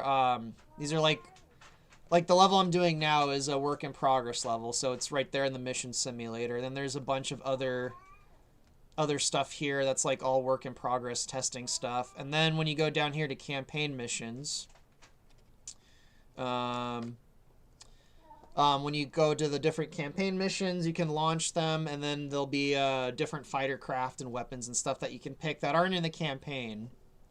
So that's what the mission simulator is. It's just like a bunch of work in progress stuff. Anyway, Sounds like the cat's going ballistic today, because of course she is. Actually, it's almost her food time. Actually, no, I fed her right before the stream starts, so it's still not for a bit. But anyway. She probably just wants attention. Which is weird, because she normally doesn't ever want attention from me. It's the other cat that always wants my attention. But, what was I doing? Right. I was, let's mess with the beam. Let me try adding a shockwave effect to it. So let me just copy the Dodora beam. Oops, didn't mean to go all the way down there. And let's go down to here. I'll do Mirage beam. Let's make the beam a little bit bigger. We'll try a width of 25. Or no, we'll just do 30. We'll double it. I don't think we need all those segments.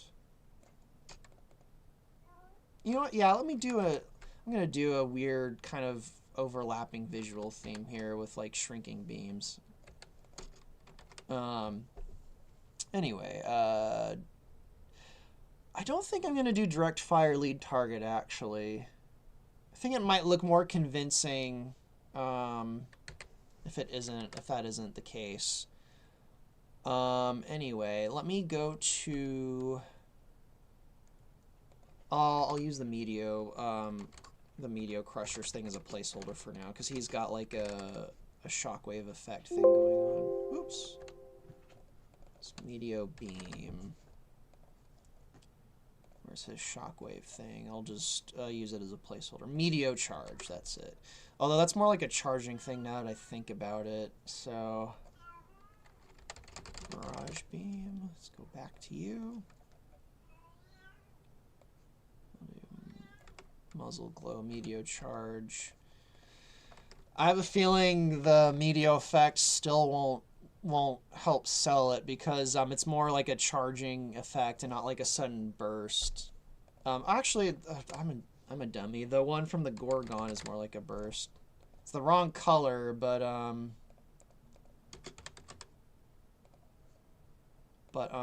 it should help sell the...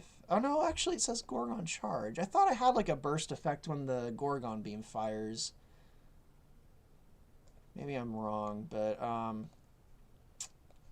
don't know, we'll just do trial and error. Let's go back to the Meteor Beam. So I made it a little bit thicker.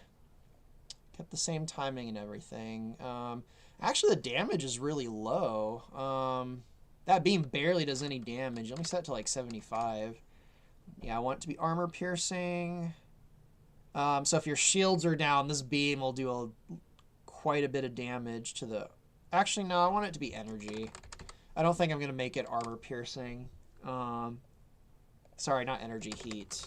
I changed energy to heat a while ago. Although he looks like he's made of ice, so maybe it should be armor piercing. I don't know. Lifetime energy consumed. All right.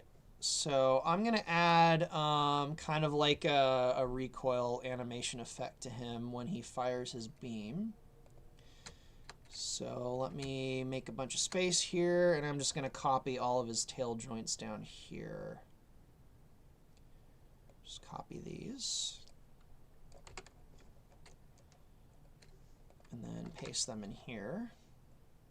And let me check really quick which axis they're going to rotate on. I don't think this is showing up in the stream.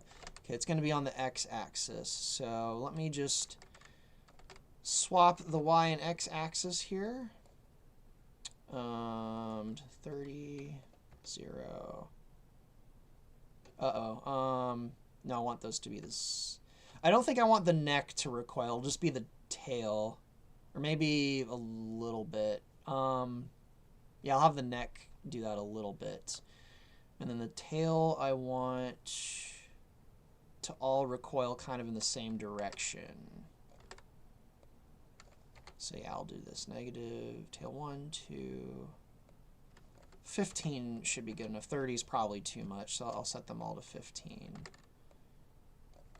And they should all be the same direction.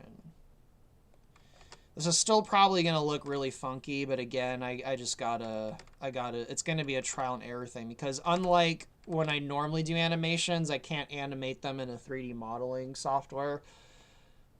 It's an old engine that originally didn't even have this animation feature. It was added into the engine by other people at a later date.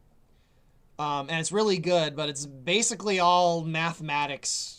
It's all I call my nickname for it is submodel animation, and it's a very strange way to animate things. I'm kind of used to it now, but it's all based on math.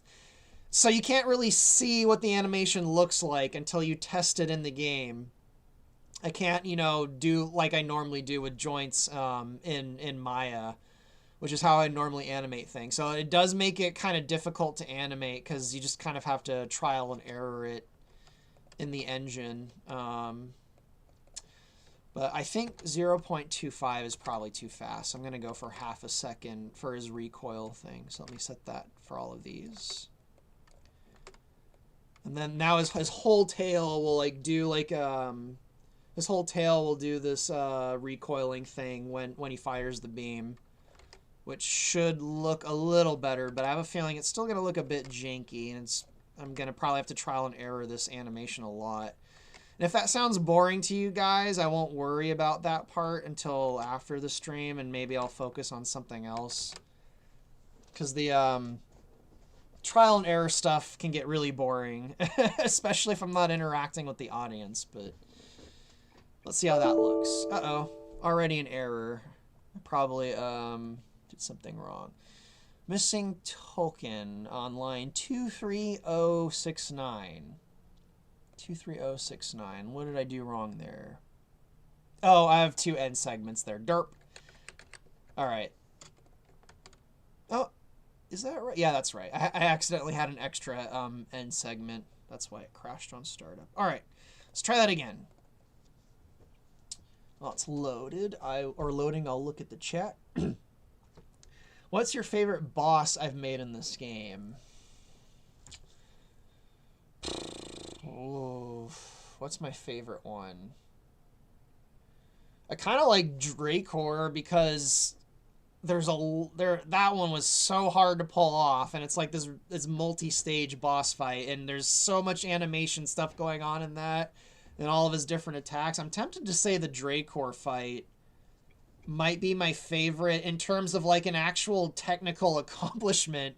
The Dracor fight in this game is the most complicated thing I've ever pulled off in this engine. It's kind of insane, and it was a lot of work to get him working right. Like, he grabs onto the tower and stuff and does all these crazy things during all of his different fight stages. So as far as like a technical accomplishment, that one's probably my favorite. But as far as like which one's the coolest, that's a tough pick. There's a lot of candidates, most of them in the Soria levels. I like the Goros on Titania, even though I feel like that fight's a bit simplistic. But that one's just a really cool set piece when you're trying to save Farah from it. Also, the Scrap Worm on Titania is pretty cool. That one had a few... I had a few experimental things going on with like the regenerating armor, with the armor pieces like repair themselves, and like it like uses its magnetism to like bring the armor back onto its body. That one's kind of cool. But a lot of the Soria bosses are candidates, but as far as which one in particular, I kind of like the Dragonfly one in the Twilight Marshes. That one's pretty fun. Although Jero hated that boss, so I don't know if you'll like that boss if you get to it. I like the Dragonfly thing on Soria, but I'm probably going to have to really think about that one. I don't know. There's a few candidates. So for now, I'll just say Dracor. He turned out way cooler than I expected. Let's see what else you guys are saying while it loads. I like the Meteor. There are many exotic locations in space. They're kind of underrated like gas giants. There's gonna be a gas giant level in this game. I don't think it's gonna be in the Star Fox 2 segment though, but I might move it up to the Star Fox 2 segment and swap it out with one of the other levels. But there's gonna be a gas giant. There has to be a gas giant. Let's see. So is the Mirage Dragon mechanical or a living organism? Oh, it's alive. It's not a machine. It's a silicoid or lithivore if you prefer. Whatever that word is. And I think I'm caught up with the chat. Let's see. Oh no, there's one question I missed. I asked about if it's possible if there are R-Wing models and variants that are a Corvette and a gunship. I do have technically the armored R-Wing is a gunship, but I had a completely different gunship model that I made a few years ago. That might become another gunship variant for the R-Wing. So I guess the short answer to your question is yes. Say, hey, Ice Cream Man, what is your favorite level? I'm going to have to come back to these questions or I'm never going to get started on this because that's a question I really need to... Actually, no. I actually answered that question in the last stream. My favorite level at the moment is the first level in Star Fox 2, the starport. When the Cornerians are attacking the starport. That's my favorite, for sure. So now I don't need to think about that one because I thought about it on Friday. That was my favorite one. That level turned out just so awesome. Even though it's not like the most complicated level because it's like the first level in the campaign. Uh-oh, I forgot to make it so his tail goes back after he recoils. So his tail's... Whoa, that was weird. Did you see that? His tail like lurched back. And now his head's all... Of course I messed it up. Alright, now his tail's destroyed. Let's see him fire the beam again and get even more further messed up. Oh, man. Yeah, I screwed that up. Now he's at a weird angle. Oh, man. Yeah, that doesn't look good at all anyway. So I'm going to need... Okay, now it looks like he's reset to his proper... I'm going to need to do a lot of work on his lurching animation. So I think I'm going to save doing the animation part for off stream when I can really focus on it. Because that's going to need quite a bit of work. So let's see how long I've been going. I might just do a Q&A for a bit. Yeah, I've been going for 2 hours. I'll do a Q&A for about a half hour.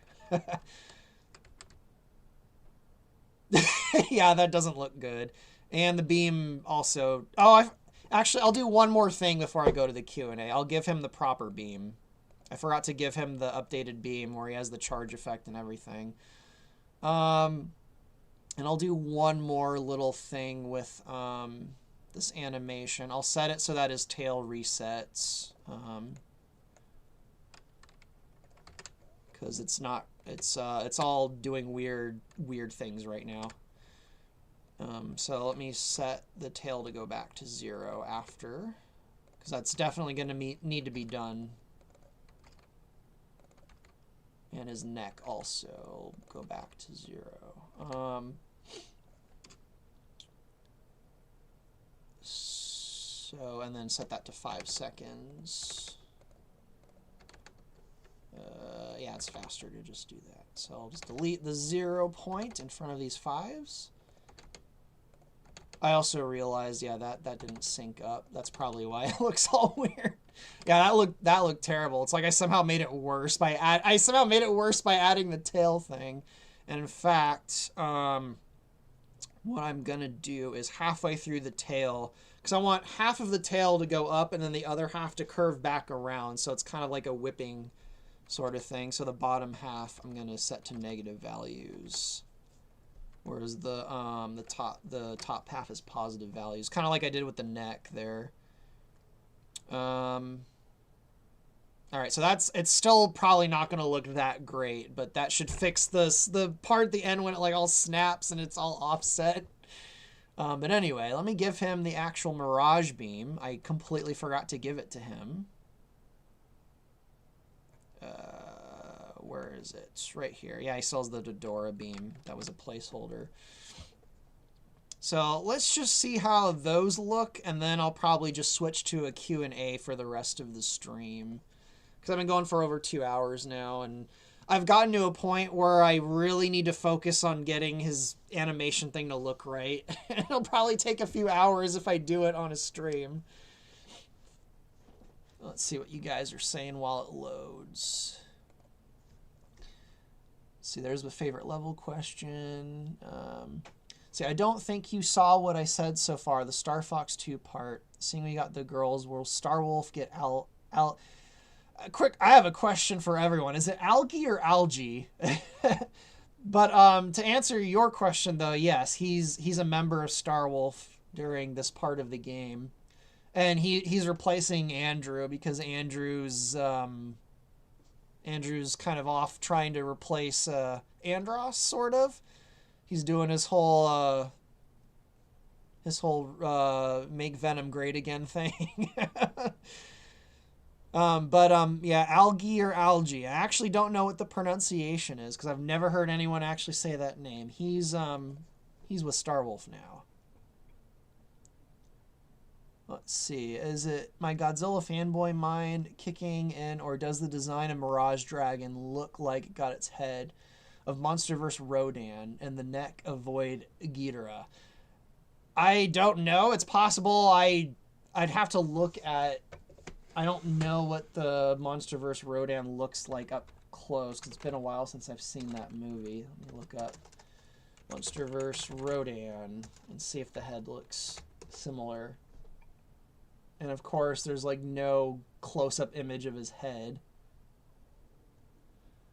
I would say he looks more like a vulture, but he does have, you know, the horn structure on his head. But he kind of reminds me of a Skex from Dark Crystal in the MonsterVerse movie when I look at him up close. I actually don't. Off the top of my head, I don't know what Void Ghidorah is. Which movie is that also from the MonsterVerse? The American movie? I'm not sure which Ghidorah is Void Ghidorah. Or Ghidorah. Let's see, what was the boss? Was the boss at the starport supposed to be the Great Fox from 2? Yes. It's the design for the mothership from Star Fox 2.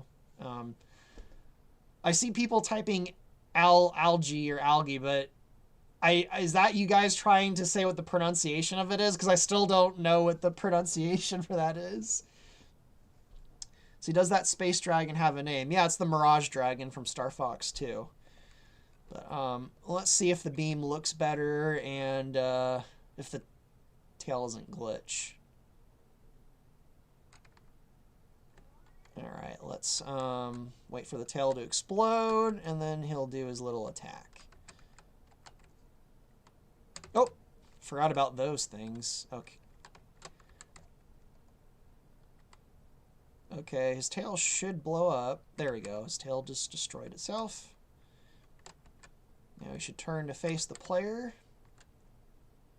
And then he should fire his beam in just a few seconds.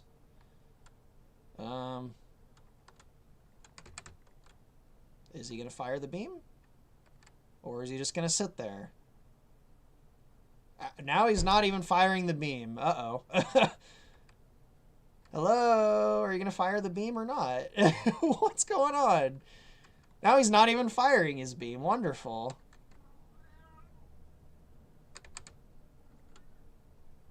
Alright, well, this sucks. Now he's not even firing the beam. Ugh. This is my life almost every day. Just trial and erroring these weapons. Let me look at the Dodora. You know what? I think I know why it's not firing. I think I know why.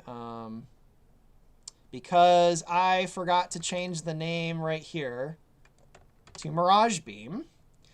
The question is, why didn't the game crash? It should have crashed because I gave it the Mirage Beam here, but forgot to change the proper name of the weapon to Mirage Beam. So the game should have actually crashed, saying it couldn't find a Mirage beam. So that's the weird thing, is why didn't it crash on startup?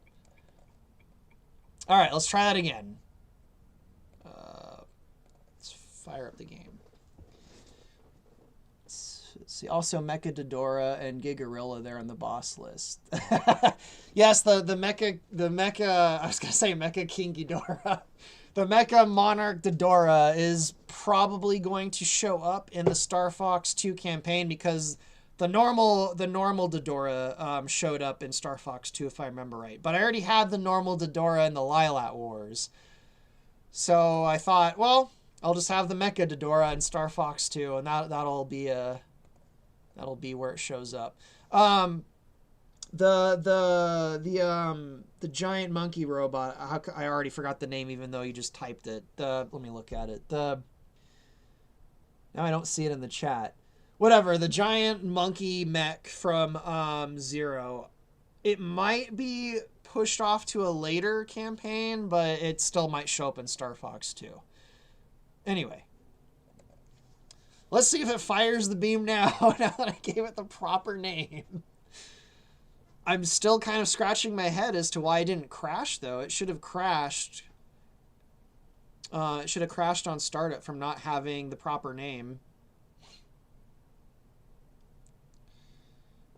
Anyway, it should be done loading in a second. That's what you guys are saying. See, is one of the bosses a reimagined version of the Great Commander?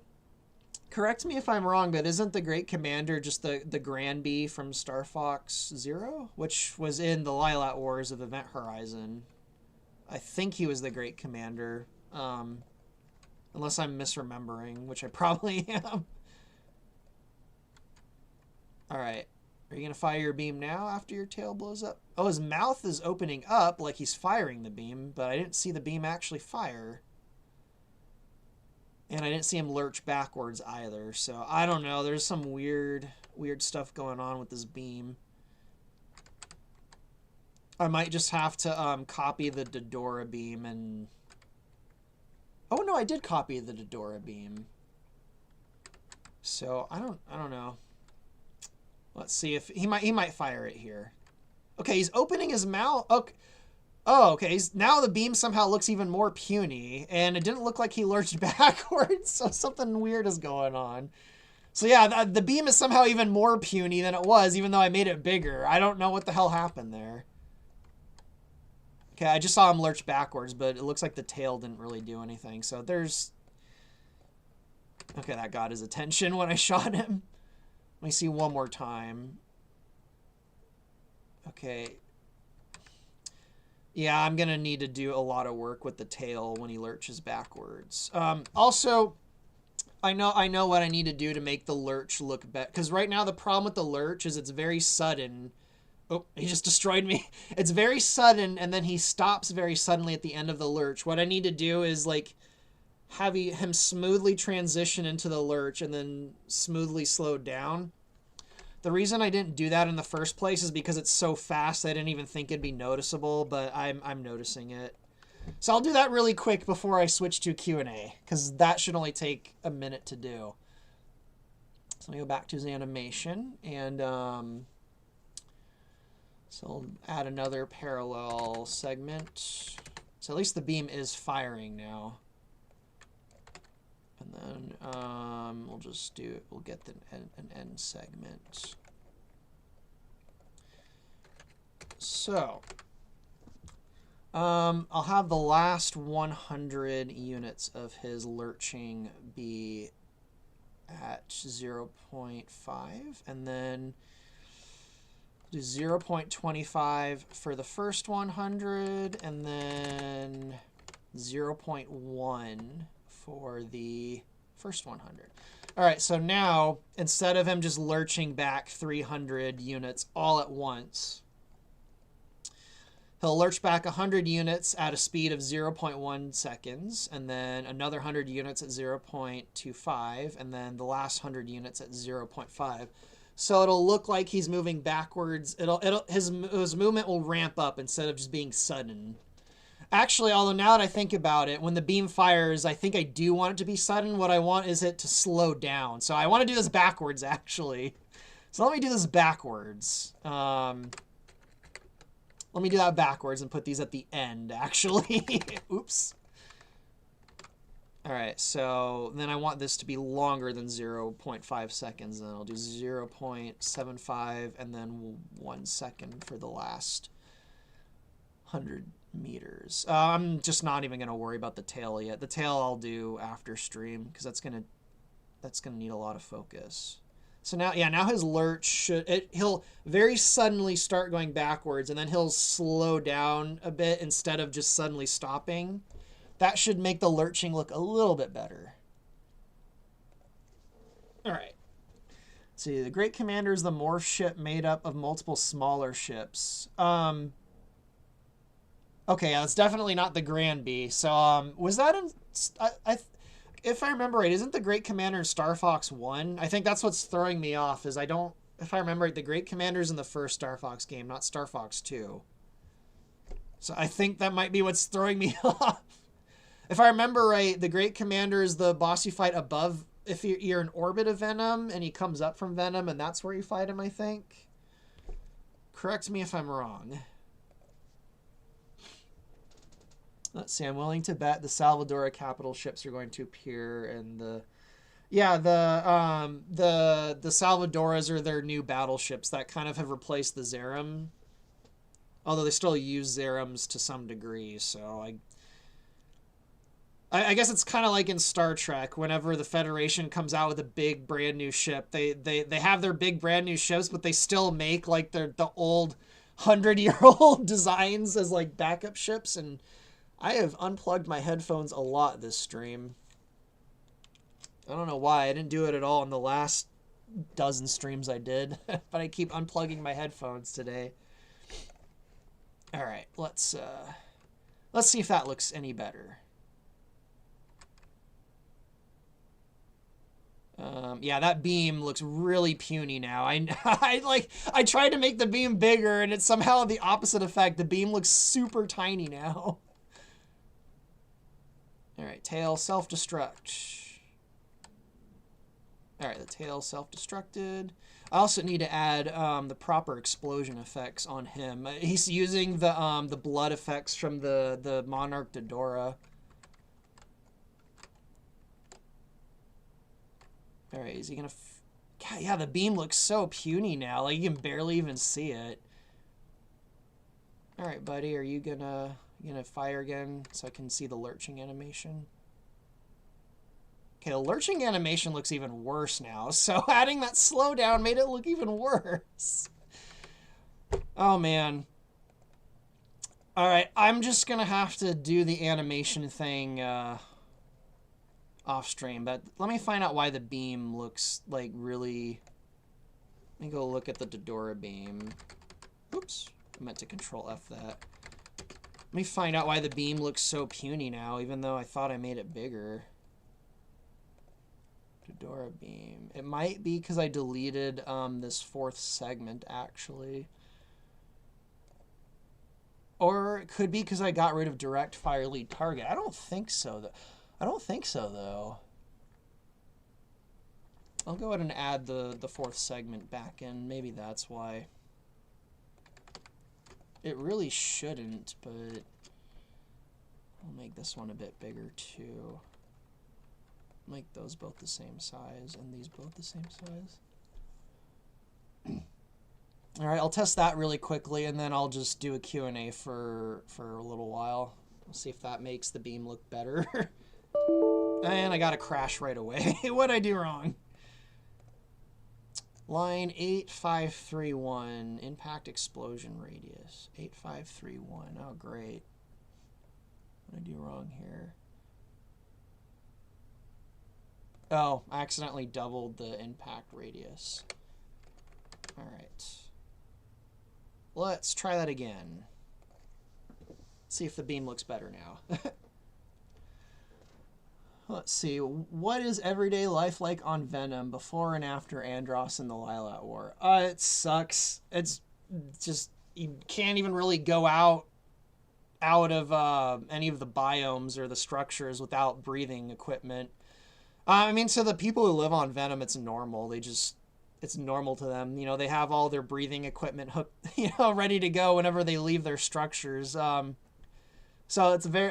it probably feel like living inside a biodome on any other planet.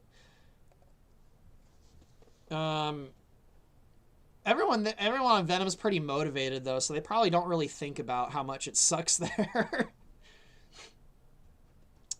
I know they're technically not humans, but that's one interesting thing about humans is if they're properly motivated, if someone has the right motivation or they feel like they're working towards some purpose or whatever, humans will live in the crappiest conditions. I mean, I don't by no means do I live in bad conditions, but I live in, by the standards of modern America, I live in a very poor, crappy situation, but I don't mind at all. I don't care if I live in a, I've joked in the past, I would be fine living in like a crappy bathroom as long as I could do my work in peace. Like, so if people are doing something they're motivated towards, they're willing to deal with living in really shitty conditions. It's a very interesting phenomenon. The reason people don't like living in bad conditions is when they don't really have they're not really working towards something, or it's hard to really put into words, but I think people in the audience might know what I'm trying to get at. Anyway, so yeah, life on Venom sucks, but most of the people there probably are either used to it or, they're working toward. Oh, he just crashed into the asteroid that time. Let's see if that caused the health bar to go down. Only a tiny bit. Like that caused the health bar to go down to like 1%. The beam looked a little thicker, but not any longer. So I don't know what I did to make the beam kind of puny compared to how it was earlier. Let's see how it looks up close. Oh, it looks better there up close. I think I just need to set the distance of the beam a bit further. Why is he not turning to face? Oh, there we go. He was taking a second to think. Should I face him and attack him again or nah? And now he fired at a weird angle that time. Yeah, the lurching backwards looks actually worse now that I feel like it looks worse since I added in the slowing down. Okay, well, let me test the damage. Okay, at least the damage is working on the mouth. That's good. Open sesame. Fire in that mouth. Okay, yeah, he's taking damage. Now he's stunned.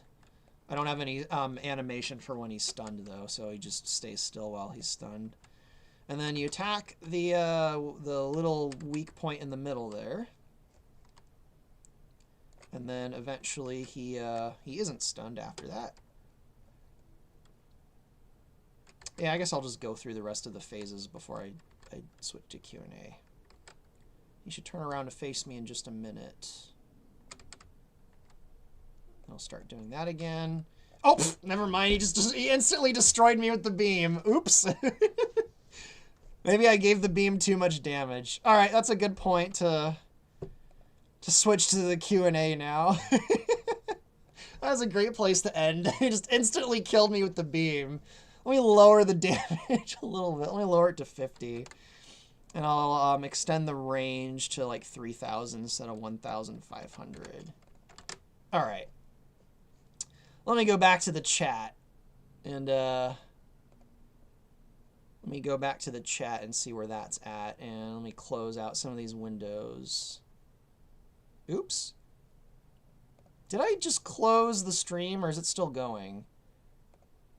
Oh, okay, good. I thought I accidentally just closed OBS and YouTube. I thought I just accidentally closed out the stream. Thankfully, I didn't. Oh, man. I'm like, uh-oh, I guess goodbye, everyone. I thought I just closed out the stream. All right, anyway. I did not accidentally close out the stream. At least it looks like I didn't. So I think we're good. All right, first question I noticed. Sparks Gaming 2045 asks, "Hey Ice Cream, will there be a full game of Event Horizon?" God willing, assuming I live long enough, there will be. At the moment, I would argue it's already 2 full games. You can play the Lilat Wars and the Soria levels, which, if I remember right, is a total of which I think is just under 40 levels. So not all the voice actor work is done in those levels, but as far as actual content, that's like 2 games worth. So, but if you mean like a whole chronological storyline that goes through a bunch of, has a through line and everything, the goal is to, have an even bigger game. So I guess one way to look at it is each of the campaign is like an expansion pack. I don't know if, what is going on with OBS? Sorry, hang on guys. OBS is being weird right now. Give me just a second. I think trying to exit out everything like made OBS weird. Okay. Yeah, OBS still says I'm not streaming. The go live button it's still saying I need to go live. Anyway, what the hell was I saying before all that? I forgot what I was saying. Oh yeah. Each campaign is kind of like its own game in a way. So I would kind of see like each campaign I'm making is kind of like an expansion pack. I don't know if you're old enough to remember the expansion packs from the 90s. Like before DLC, they would release expansion packs to games that were kind of like a whole game, but not quite as big as the original. So yeah, I would say at the moment, the game that you can download and play right now is like 2 full games. That's missing some voice acting work. And the whole game will be like even more than that when it's done. And from now on, every level I'm done. I'm going to release on Gnosis as soon as it's done. So if you ever see a test run video of a new level, you should be able to go download it and you can play it yourself. There'll be an update for it. I'm going to start doing that from now on. Because the first thing the thing I was doing before is I'd make the whole campaign and then I'd release a new version. I'm just going to keep releasing each level I finish as a test run as it's done. Anyway, let's see what other questions you guys are asking. How does Andros resonate to so many on Venom even after his death? Well, the thing about Venom, I don't know if I properly established this in the Lilat Wars campaign, but Venom has actually been conquered by Corneria for a really long time. Venom, technically in air quotes, isn't really an independent entity before the Lilat Wars. I mean, they see themselves as one, but they don't want any influence from Corneria. They feel like it's a foreign influence that's kind of... And they're right. Corneria is keeping Venom kind of under the thumb and preventing them from becoming like a... kind of like a galactic power that could potentially rival them. So in a way, they're right. They've got this foreign power that doesn't have any of the same interests as them, that's in control of their planet and is doing really nothing that's in their interest. So they basically just, I guess a good analogy would be if you're familiar with the Expanse, they're kind of like Mars, probably more so like the Belters actually. They just if you're not familiar with the Expanse, you have Earth, and then you have Mars, and then you have all of the outer colonies like on Jupiter's moons and stuff. And space travel still kind of sucks in that series, so they're all kind of very separate from each other. But Earth maintains control over the colonies or whatever. So they've all kind of declared independence. And then Mars and the colonies themselves split from each other, so there's like this 3-way kind of dynamic going on between them. And Earth is always trying to maintain like a political control over Mars and the colony. So that's kind of what's going on with Cornerian Venom. Venom just doesn't want... I mean, if you're American, it's what happened in the American Revolution. Like the British government was so far away from the American colonies that they couldn't even really they didn't really know what was going on here, and they kind of just the American colonists were like, you guys aren't even here. Like, why are you running these colonies? You don't know what we need. You don't know what our interests are. You know, that's where the taxation without representation thing comes from. So it's kind of a situation like that. Although I would say with Corneria, they're actively actually sabotaging Venom's development. So there's a little extra layer there, I guess, because Pepper hates Andros. Whereas, I mean, you know, you have, you know, American conspiracy theorists who thought King George was actively sabotaging the American colonies, but there's not really any evidence for that. It was more so England was just so detached from the American colonies, and, you know, England was so stretched thin from being all over the freaking world, like in India and stuff, that they couldn't really properly manage the American colonies. So it's more, to me, is more so just incompetence because of how far away and how spread thin the British Empire was at managing their colonies. So it's not a perfect analogy with Venom, because Corneria could probably properly manage Venom if they really wanted to. I don't remember what the original question was. Hopefully I answered it. Tycho says, if we do get Anglars, are they going to be a big bad near the end of the game, or are they just native to Venom throughout? Well, the Anglars are going to show up in the Star Fox 2 campaign, but they're not like the main villains until later in the game. So, you know, during the time that takes place during Command. But they're set up in Star Fox 2. A bunch of different galactic powers are going to be set up during the Star Fox 2 segment. There's going to be a cinematic. Okay, this is going to be a bit of spoilers, but I don't think it's too much of a spoilers. So basically, this war between the Thosins and Corneria breaks out. And this hasn't been established in the first level, but in the later level... sorry, let me rewind a little bit. Before the war between Corneria and Thosa breaks out, you need to know the state of the Star Fox Galaxy, which I think I have talked about in streams before. But in the Star Fox Galaxy, there's no like actual galactic superpowers. It's basically a bunch of warlords that are kind of just all fighting each other over like little star systems everywhere. There's not like an actual galaxy-spanning empire. It's a very, very fragmented galaxy. However, between the events of the Lilat Wars and Star Fox 2, a bunch of these different warlords have been kind of... I mean, it started before the Lilat Wars, but it hadn't really picked up steam. But there's this coalition of warlords that are kind of forming together, and they're kind of trying to form like an actual government that can run... like a democratic government that can run all of these different planets. And there's a whole storyline thing going on there. And Thosa... the Talon system, the Thosins, they've petitioned to join that organization.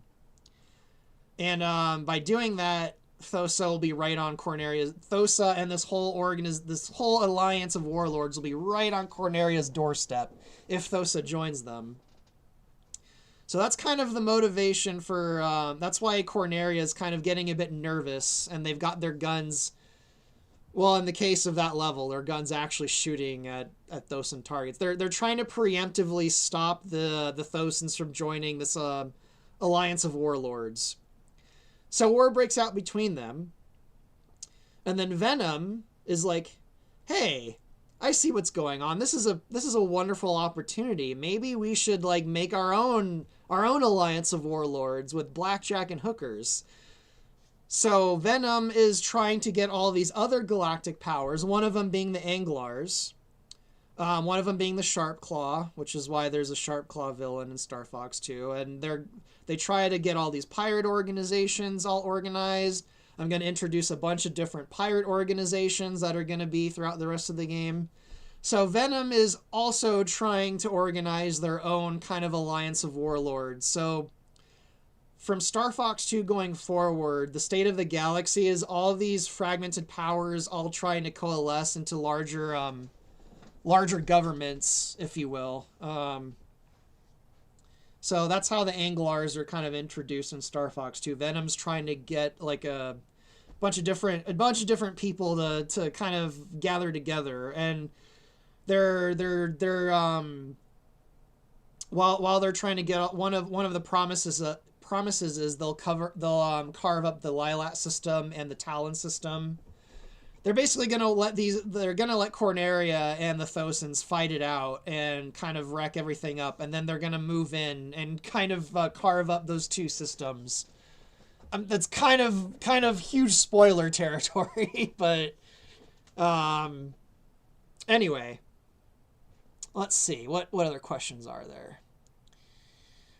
See, take it other. I think there might be. I think you might have typed it a bit wrong there, but that's okay. I think I know what you're saying. Take it other bosses from Star Fox 2, like the Tektron, Hunter Fantron, and Space Blade. The Space Blade, actually, the Space Blade is not the Blade Barrier. I think that's a different boss. Let me look at my list. Let me just bring it up on the screen.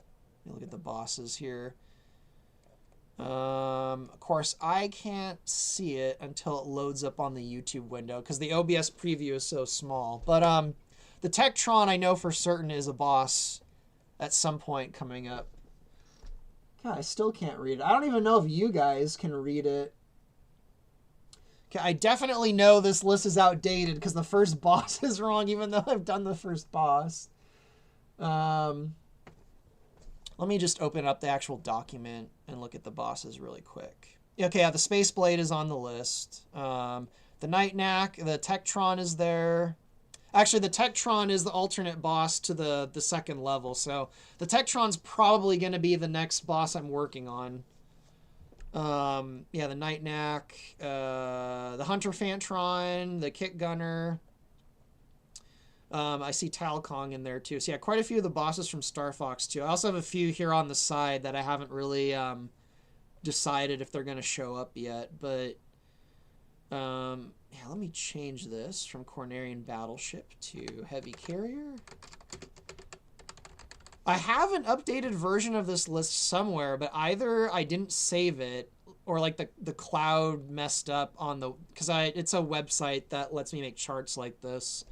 The cloud like didn't save it or something. Something weird happened, and it didn't save the last changes I made to this list. So that's weird. But so yeah, quite a few of, I think almost every boss from Star Fox 2 is in this. With the exception of the core, because that showed up in the Lilat Wars. I combined that with the Bulls Defense Outpost to be the core of that. So I think every boss from Star Fox 2 actually is in this campaign. And there wasn't enough, so that's why I added in like the that's why I added in, what did I add in? The Cornerian ship at the start. And where is it? There was another boss from Zero. Oh yeah, the Mecha King Ghidorah. The Mecha King Dodora. I keep thinking King Ghidorah from Godzilla. All right, so hopefully that answers that question. There's the Angler question. Super spoiler, but I saw that Quan Adalachu got name dropped in an old mission script, so I want to ask if they are weird and fucked up.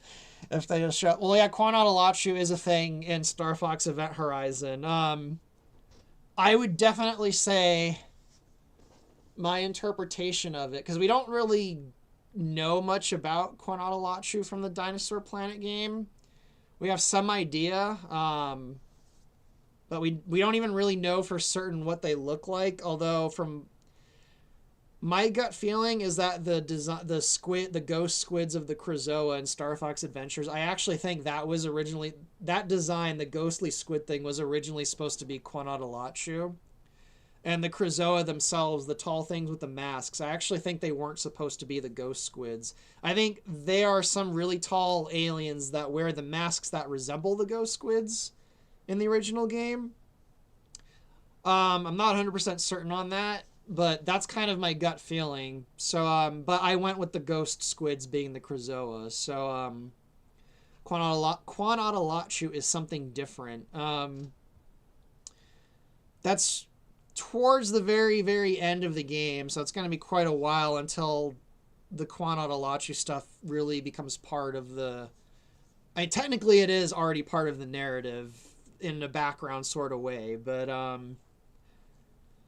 I don't know if I want to go into spoilers about it. It's obviously connected to Serenia, and I don't know if I want to spoil Serenia stuff because I have a very, very strange idea for Serenia. I think I mentioned this on another stream. I have a very, very, very strange, like, very out there idea for Serenia that I don't know if people are actually going to like. And Quanotalachu is connected to that, so I don't know if I want to go into spoilers. I think I'm doing something with Serenia that I don't know. I don't want to spoil it. But let's see what other questions you guys are asking. Let's see. Ragtag Zag, nice name, asks, well, wasn't the Anglars made by Andros as a failsafe if he died? I don't know if they were made as a failsafe. In Command, though, it's kind of implied he gave them sentience.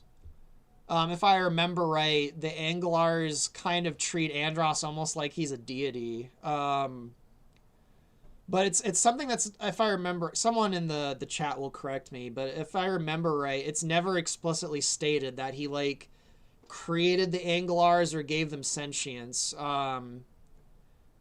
And I don't think it said what his actual motivation for uplifting them was, but I think the implication is he kind of, like, uplifted them. He made them sentient. I think they were kind of like animals that he experimented on, and then they kind of took over all of his infrastructure, you know, after Venom was destroyed in 64. Someone in the chat might know more, though. I have a feeling I'm probably, like, the biggest expert on Command because so many people hate that game, but even I, like, kind of forget stuff that happens in Command because it's a weird game. So here's a fun idea if you like to use it. I'll always saw Faye as the daughter or granddaughter to Pepper, given she's from a rich family. I don't want to spoil anything. I don't want to spoil anything.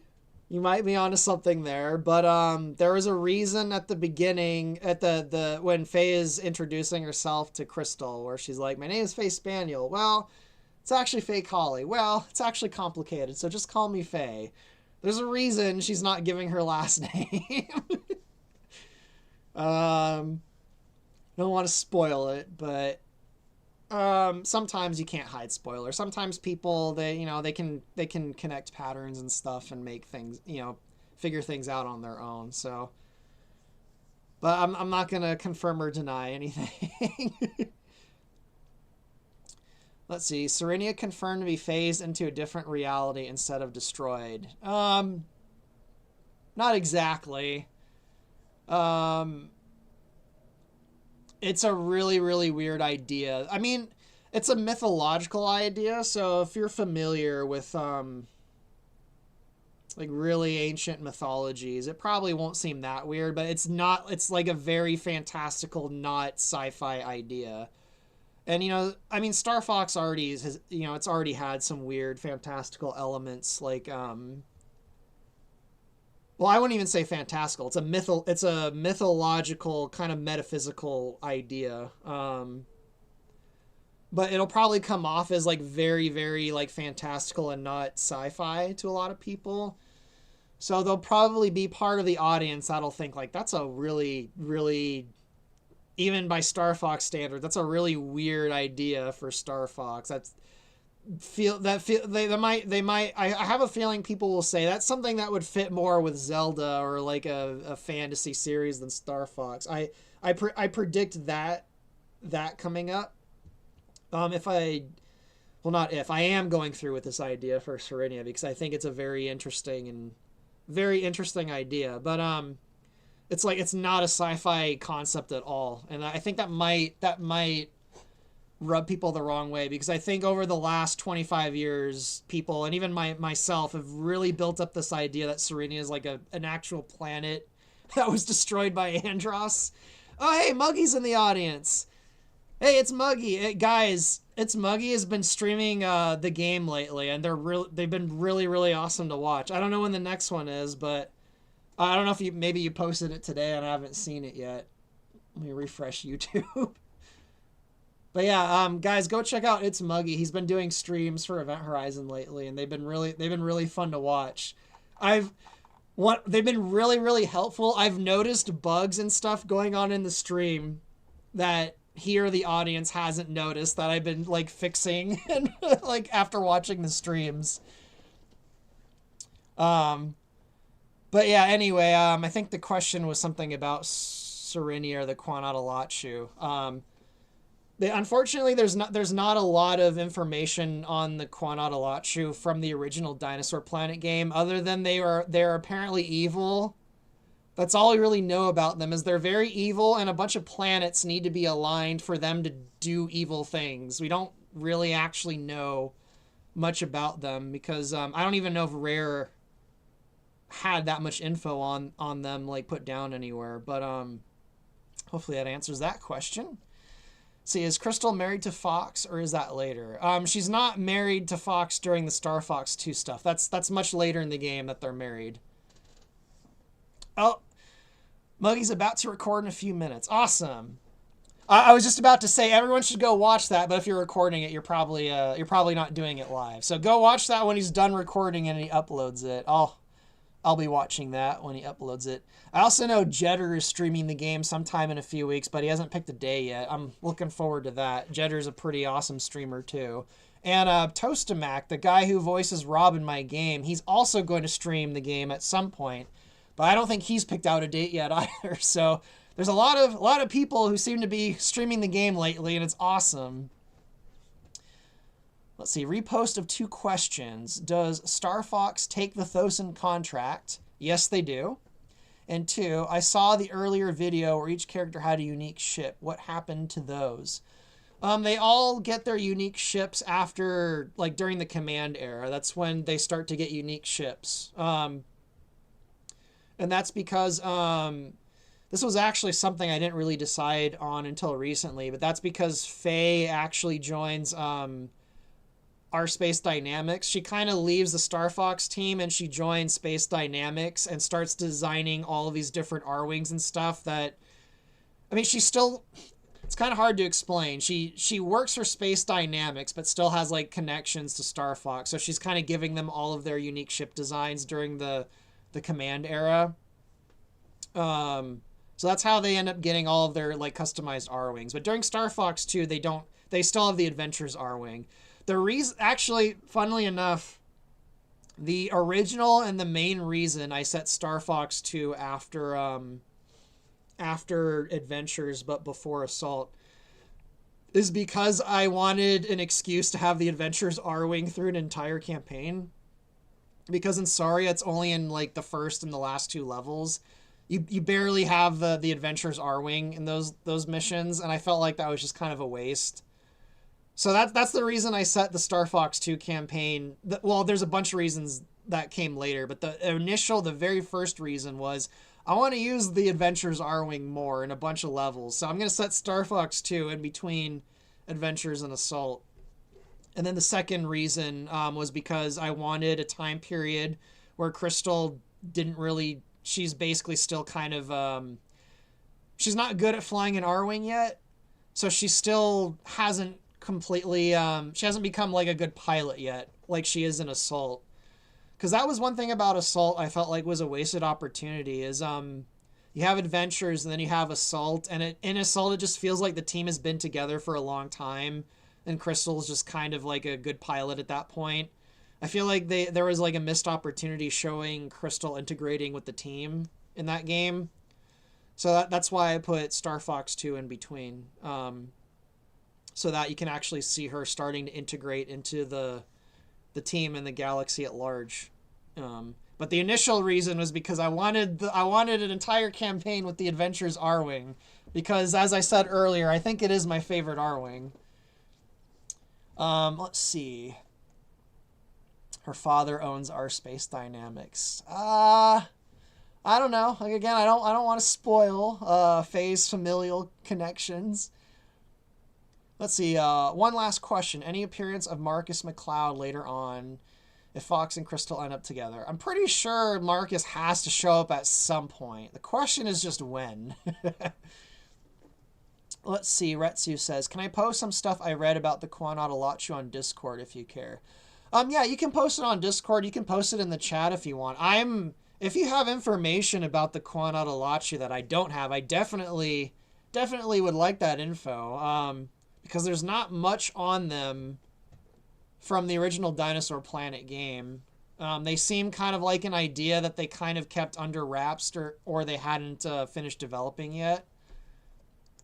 In fact, it's not even clear if Quanatalachu is one guy or a bunch of beings. There's a little bit of ambiguity there. But yeah, feel free to post any information you have on them, because anything from the original Dinosaur Planet game. Let's see. Lord of Creation says, I doubt the Cornerian fighters of the first Star Fox game, Star Fox Command, and the drone fighters of Star Fox Zero will appear in Star Fox Event Horizon, or will they? The drone fighters will. If I remember right, the Cornerian fighters in Star Fox Command were the ones from 64. They had a few slight differences, but I think they were the same one from 64. Let me read that again. Maybe I read your question wrong. Oh, the Cornerian fighters of the first Star Fox game. If I remember right, the ones in the first Star Fox game, they're the same ones in Star Fox 2. And if that's the case, then they're going to show up in the Star Fox 2 campaign. So yeah, sorry, I read your question wrong. Let's see. Don't answer this if it's too specific, but how will you feel with the fate of the Great Fox from Assault and its replacement in Command? Well, I will spoil this. During the Command segment, they still have the Great Fox from Assault. The Great Fox for Command has been repurposed for something else. It's a mothership for something else. I'll say that much. I don't know if I want to spoil it. I kind of wanted it to be a surprise, because you'll find out relatively soon, actually. Unless you meant in the actual Star Fox games. I actually, believe it or not, this is probably going to hurt a lot of people, but the Great Fox design in Command is actually my favorite. I actually don't like the Great Fox design, especially in 64. It just looks like it's such a weird looking ship. The one in Command looks more like an actual carrier to me. I know that's probably going to upset a lot of people, because so many people hate Command. And I know a lot of people like the Great Fox from 64 and the other games. But I've always thought the Great Fox was a really weird looking ship. And the one in Command looks like an actual carrier. But it's not going to be the Great Fox during Command. It's the mothership of someone else. Anyway, let's see. Retsu says, they are the literal gods that created the universe. I presume you mean the Quanatalachu. Now, if I remember right, the Krazoa think that of the Quanatalachu, but I don't think it's actually confirmed. And if I remember right, the Chimerians don't believe that. I think the implication is Quanatalachu is some kind of like imposter being that's like posing, or that's been like kind of manipulating the Krazoa. But if you know more, just keep posting more. But I was aware of that bit, that the Krazoa think that the Quanatalachu created the universe. But I don't know if they actually did. That's the thing. The Dracor and the Chimerians don't seem to think so. See, Curtain Dawn says maybe Marcus can be a time traveler. I always shy away from time travel. Funnily enough, there was time travel in the original Dinosaur Planet game. So I don't know. It might there might be some weird time travel thing going on. But I always shy away from time travel, because time travel is such an easy thing to completely derail and screw up something. It's really hard. And I'm not even talking about from like a nerdy, like logistics kind of like a logic perspective. Like time travel itself causes all sorts of strange metaphysical problems with a story that are very hard to not screw up. So I don't know if I don't know if I'm skilled enough to really incorporate time travel into my stuff. Time travel is something I've really kind of shied away from. But that's a funny idea of Marcus being a time traveler. Crystal Kingdom General says, not even the assault model. I would say the assault model is definitely the best Great Fox design, and with that silhouette anyway. But I still think it looks a little odd. It's just a personal thing. It's just there's something kind of funny about the Great Fox design. The 64 one to me is the worst. Like it's like this giant big bloated thing with like this little tiny head and like these X spiky things. It's a very very unusual and weird design. And Assault streamlined it and made it look a little cooler. But to me, the one in Command is actually my favorite because it looks like an actual carrier. Let's see, time travel is an easy cop out, and it's also a mess. It can be an easy. I would say it's used as an easy cop out. To me, time travel. The best use of time travel is one for comedic purposes. To me, the best time travel stories I can think of off the top of my head, they're always some kind of comedy, like Back to the Future, where things are just kind of insane or goofy. Although Back to the Future still brings up a lot of very interesting kind of metaphysical things of time travel. But that leads me to the second thing. The best use of time travel is asking some kind of like philosophical question. The best example I can think of is the episode of Star Trek when the older Enterprise comes into the future and Tasha isn't dead anymore. And that episode is really interesting because there's that episode is all about it's all about the philosophical question of Tasha Yar and her getting killed off in like a really pointless way in the first season of Star Trek. And there's a really interesting philosophical question with her and that Guinan brings up about like which timeline, like who's to say which of these two timelines is actually the proper one. That's a really really important question. Is the new timeline actually the proper one or a better one, or is the original one the original Star Trek actually the proper one because it was there by virtue of being there first? Like there's actually it doesn't just have time travel for the sake of going back in time. There's a legitimate philosophical question being posed to the audience in that episode. Which is why Star Trek is so awesome. I mean, there are Star Trek episodes of time travel that are horrible, but that one's a really really interesting episode because of the sort of philosophical thing it throws at the audience. It's a really really good episode, and it's not a comedy too. So there's that. Like it's not even a comedy. So it's a really really really well done episode. But most time travel stories I can think of are not that good. They really are more like multiverse stories, which there's a lot of combining multiverse and time travel stuff nowadays anyway. But as far as me doing time travel, I don't know if I'll ever touch time travel in any of my stuff. If I ever did time travel, it would be again, this is going into non-sci-fi territory. It'd be, the real time travel, which is an event happening, and I don't even know if I want to touch that because I don't even think I can properly explain that. People would probably just say that that's just historical revisionism, but no, I don't think I'm going to touch time travel. It's too much of a can of worms. I probably missed a bunch of questions. I feel like I rambled on a lot there. Sug Dolomar says, are the Cornerian V-Wings going to be saved for Assault, or will they make it? I think they're going to make an appearance in the Star Fox 2 arc. They're definitely in Assault, because that's where they showed up. That's where they showed up in the original Star Fox games. Let's see. Retsu says, I mean, the Quanaughta created the universe. There is seemingly one for every Majestic 8 planet. They also were worshipped by the Cimmerians and had the Great War as a proxy conflict.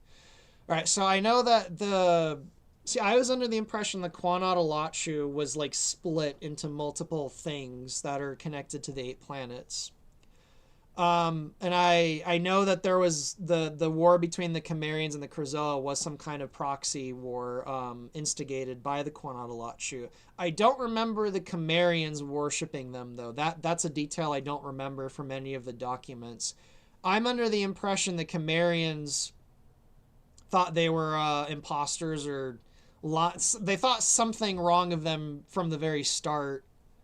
And it was the Krazoa that had kind of put the Quanaughta on a pedestal and were kind of the Krazoa. I was under the impression the Krazoa were the civilization that worshipped them and not the Cimmerians. But correct me if I'm wrong. I might be wrong about that, or I just didn't see in any of the documents that particular bullet point. But yeah, there was going to be time travel in the original Dinosaur Planet game. Let's see. I'd like the one from Command if it wasn't made out of tissue paper. I presume you're referring to the Great Fox. Yeah, doesn't it get hit in like 1 or 2 missiles at the start of the game? So does her psychic power help Crystal learn to fly better? Yeah, that's exactly what she does. I don't know if anyone in the first Star Fox 2 level, when she's following the player, there's occasions where she kind of mimics the player's moves a little bit, just not as well. So yeah, she's definitely picking up things from Fox when she's learning to fly the R-Wing. I have established, though, that her telepathy is still... She's not like a full-blown telepath yet. Randorn has kind of hesitated teaching her that. Like, she can't... It's like... She's, I guess in a way, since Star Trek was brought up, at the moment she's a little bit more like Deanna Troi, where she's more of an empath. She can't like pick out the very specific details of people's thoughts, like her father can. She can only do that with Randorn, because I think Randorn. This is probably spoiling territory, but I think Randorn's afraid of passing on some Serenian traditions to his daughter. One of them being telepathy, because telepathy is freaking dangerous. But yeah, I'm glad someone picked up on that. So do you think other Star Fox characters will make a cameo in the Mario Galaxy movie? I have no idea. Maybe. If I were to throw out a guess, I don't think there will be until they make an actual Star Fox movie. I think it'll just be Fox McCloud. But who knows?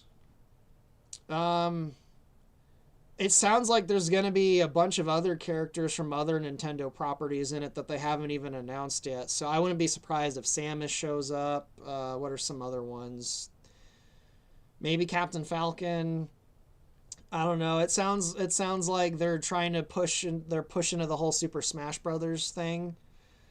But I try not to guess anymore. And I don't believe in, like, there's so many rumors floating around now. It's actually kind of gotten on my nerves. I never trust rumors. I just wait until something's announced or something's leaked. And by leaked, I don't mean like someone says, oh, this is happening. I mean like footage is leaked. Things like that.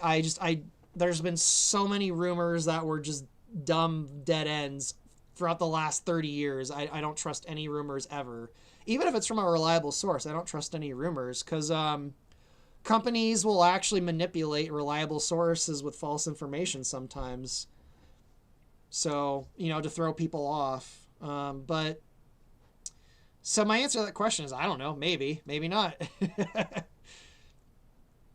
Are there any plans for more unique boss attacks to keep the game fresh and stuff, like mines that are connected by electro beams? I have a few ideas. Let me try to think of one that I can talk about in the Star Fox 2 campaign. Let me look at the bosses in Star Fox 2. Let's see if there's one that can... I think I have an interesting idea for the Night Knack that has like this indestructible shield on its arm. I think I might have an interesting idea with him. What other bosses? For the Queen Dragoon, I have an idea that I don't know if it'll work in the engine, so I don't want to really say too much unless I can get it to work. There's a lot of... I would say there's quite a few different ideas I have, but I don't know if they'll actually work in the engine until I try implementing them. Like, actually in the last stream, one of the things I'm trying to implement right now is being able to change your vehicle in the middle of a level. I think I have a way to get that to work, but I'm not 100% sure yet because I haven't really tried it out because I've been focused on getting this level done. But, if anyone has any ideas, though, feel free to post them in the chat or on the Discord, and I'll see if I can think of a way to implement it. But, to me, like Dracor had a ton of... Dracor was like I said earlier in the stream, Dracor was like this huge technical accomplishment. I was able to pull off a lot of crazy things with him that I hadn't been able to do with any of the other bosses. Like him being able to grab onto geometry, him grabbing the player with a tractor beam. I'll probably have a tractor beam, some tractor beam thing for one of the other bosses in the future. Like, because at the moment, the Dracor fight, he uses the tractor beam once, but he doesn't use it as an actual like attack. He uses it to he uses it basically for a little cutscene, but it's an in-game cutscene, so it's all done in game. So I'll probably have a boss that uses a tractor beam, or you have to like destroy the tractor beam before it like damages the player with another weapon or something. So that'll probably show up possibly with the Salvadora, but who knows? What other? I know I have a few other things I haven't implemented yet.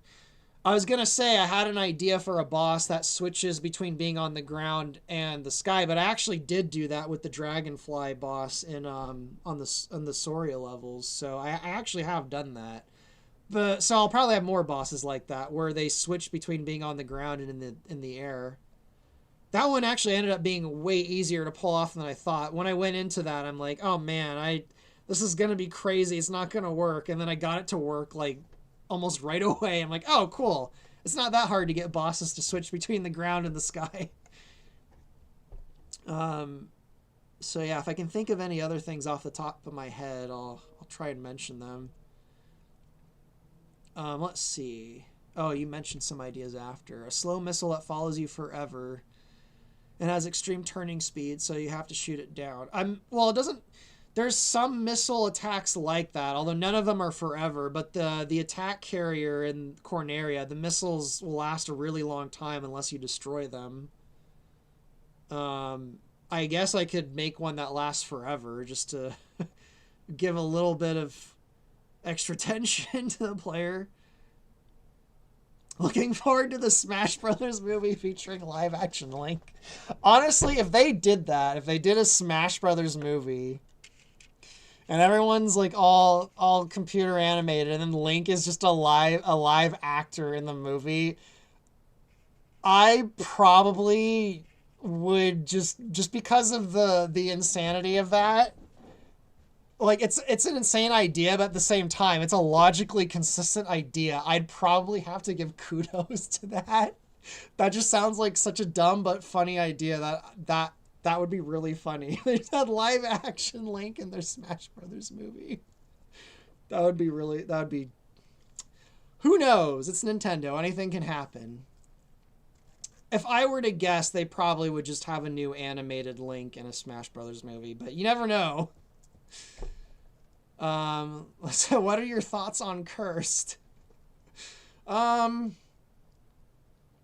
Cursed, like Command, is an idea that is fine, but just wasn't really done well in Command. So I don't know how to accurately put my opinion of Cursed into words of the English language. I don't hate the idea of Cursed, but I don't like it either. I think it's something where it probably would require the right person to tackle it. And I don't know if I don't want to spoil. Again, I have a weird idea for Cursed. That's kind of weird, like my Serenia idea. Unlike my Serenia idea, though, I don't know if I'll actually go through with it. But, Cursed probably could work in the hands of the right person, but I don't know if I'm that right person. And I definitely don't think... I mean, I don't know about people working... Again, I don't know... Depends on who's working on a Star Fox game. Nintendo usually lends them out to third parties, so there could be a company with the right people that could pull off the idea of Cursed, but I have a feeling we're probably never going to see Cursed again, but I don't know. All right, let's see. What else? What other questions? That's my opinion on Cursed. I don't think I'm the right guy to tackle that. So I will say that I'm looking forward to see how you handle the Aperoids. Now, on the other hand, I feel like I'm the right guy to handle the Aperoids. I'm looking forward to Aperoids. They're such a cool.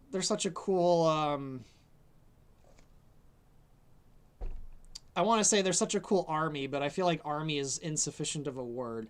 They have a very interesting aesthetic. I'm always interested because in a lot of things, not even sci-fi, villains or the enemy, or if there's like a group of enemies, like an army or a species or something, enemies, they're usually portrayed as ugly.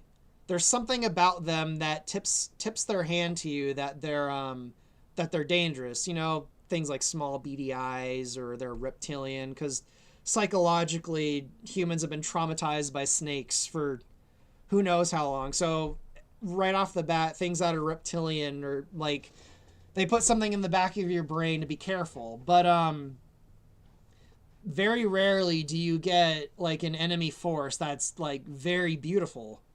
And to me, the Aperoids kind of fall into that category. They're very colorful. They've got like this bug thing going on, but they're very colorful and they've got like these very beautiful color patterns on them. Like there's like this weird beauty to them that's very rare in like enemy forces. And they also do something that's very hard to do. They make pink scary. The only other thing I can think of that made pink scary is the Dominion in Star Trek. If you can make pink scary, then you've done something right. So the Aperoids are really cool, at least as far as their aesthetics go. So I'm looking forward to that. But yeah, I like enemy forces that are... Because if you look at nature, there's a lot of things that are super dangerous that are very pretty. Like if you look at amphibians, they all have these bright, pretty color patterns and stuff. But there's some frogs that if you touch them, you're dead because they're so poisonous.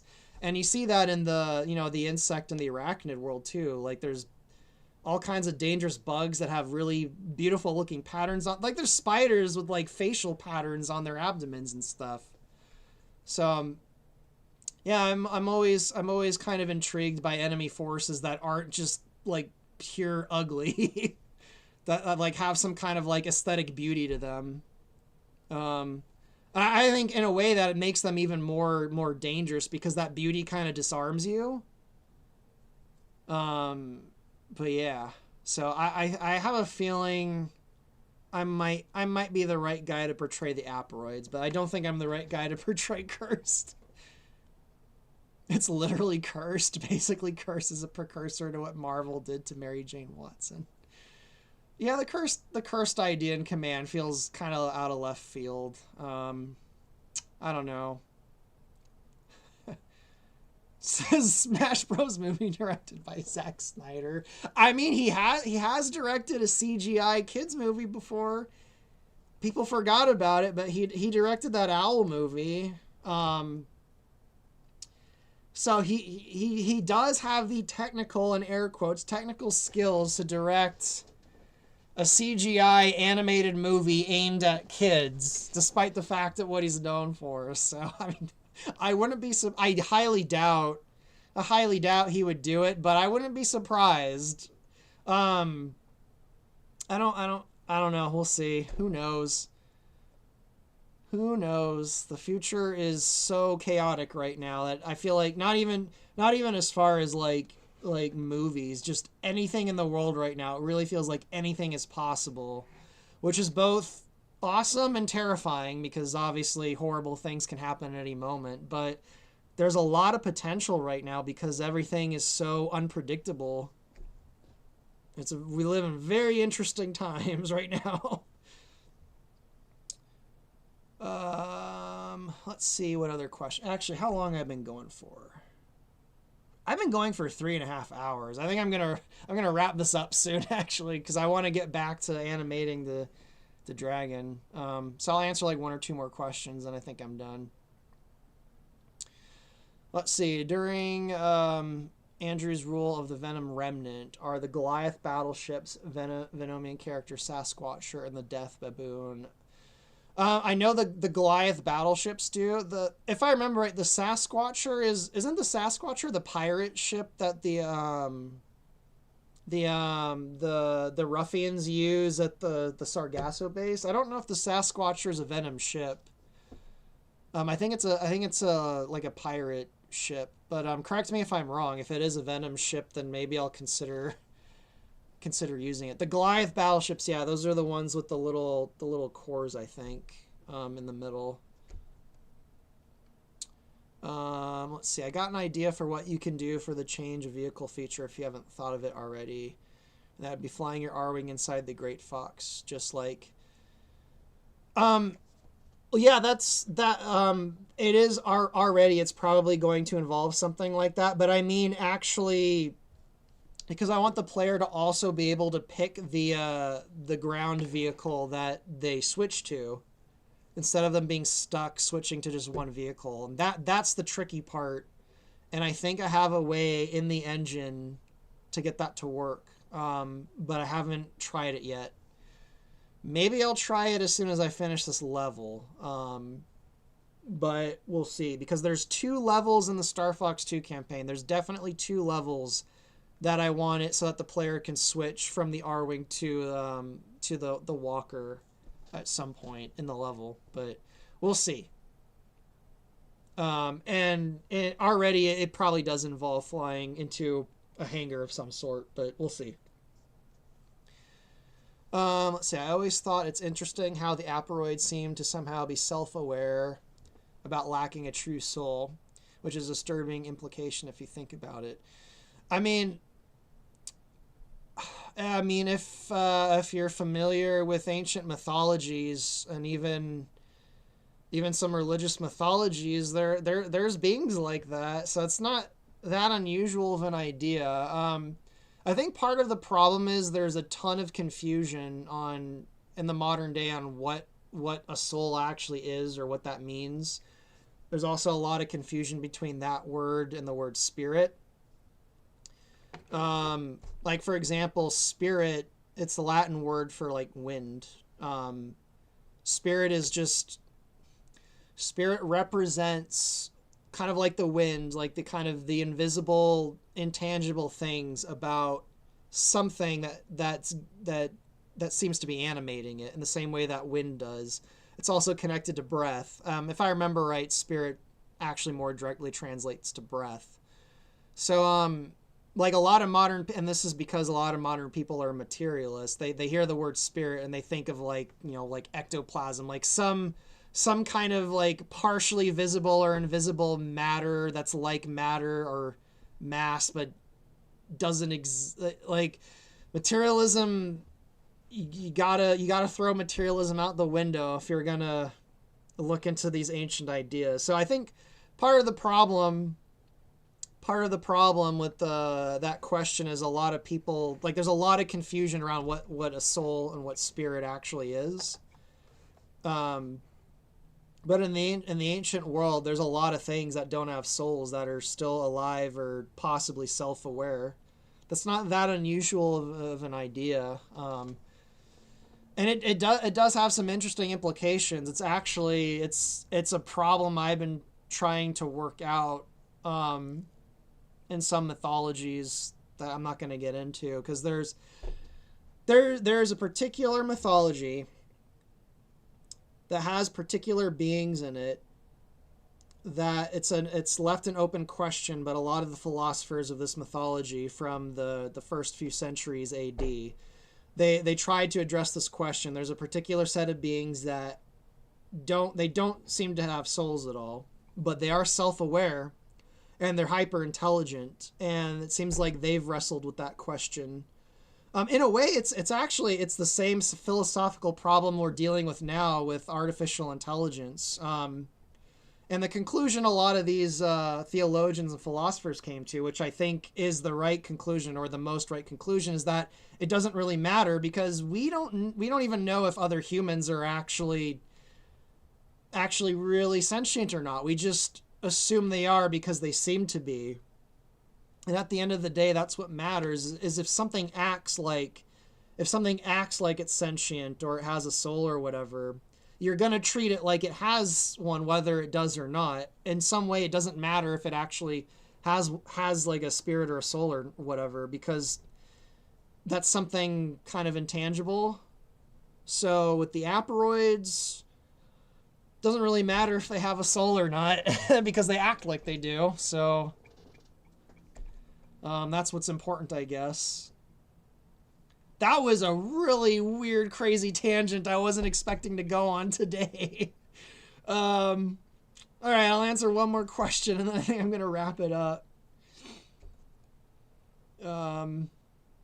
I know there's a lot of people that keep asking me about Fox in the Super Mario Brothers movie. I probably answered that question about 20 times in the last stream and this stream, so I don't know if I'm going to keep answering it. But my thoughts are shrug. that's the one word answer, is shrug, or two word answers. I'm shrugging my shoulders. I don't know. Here's a question I can ask very, very easily and quickly. Will we ever get a mission on Papatoon? Yes, there will be at least one mission on Papatoon. Technically, there's already been one in orbit of Papatoon, but I think you mean on the surface of the planet. There will be at least one level on the surface of Papatoon. It's shifted positions in the campaigns, between campaigns several times. Originally, it was going to be in the assault part of the game, but it's not anymore. I moved it to the command part. And now it might be in the last campaign of the game. So we'll see. I keep moving it around, but it is going to show up eventually. Let's see what other questions are there. Okay, there's someone addressing the Sasquatcher. It's affiliated to Starwolf, various criminals. Yeah, see, I got the impression that ship was like some kind of pirate ship and not a Venom ship. Although it's possible it is a Venom ship that they just stole. I mean, the ruffians, they're all monkeys, so they might have at one point been part of Venom, and then after Andros and Andrew are dealt with, maybe they stole a bunch of Venom ships and joined Starwolf. I don't know. So I'll definitely keep that in mind, though. I mean, the Sasquatcher is going to show up eventually. I just wasn't sure if it was specifically a Venom ship. I'm not seeing any more questions other than more Mario movie questions.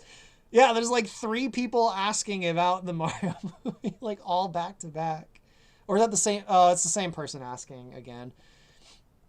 My thoughts are shrug, shrug shoulders. See, Zephyr says, "Yep, I wanted to see what's your take on Fox's Homeworld." I'm just gonna directly adapt it from the old Star Fox comic. So it's basically Space Australia, and yes, I'll get the sand color right. A lot of people get the sand color of Australia wrong. I'm gonna try and get the sand color right when I do Papatoon. All right, I said I'd answer one more question. That's not a Mario movie question, but I'm not seeing any more questions. I'm waiting for one more question, and then I'm going to wrap it up. Come on, guys. One more question. I guess let me scroll back and see if I missed one.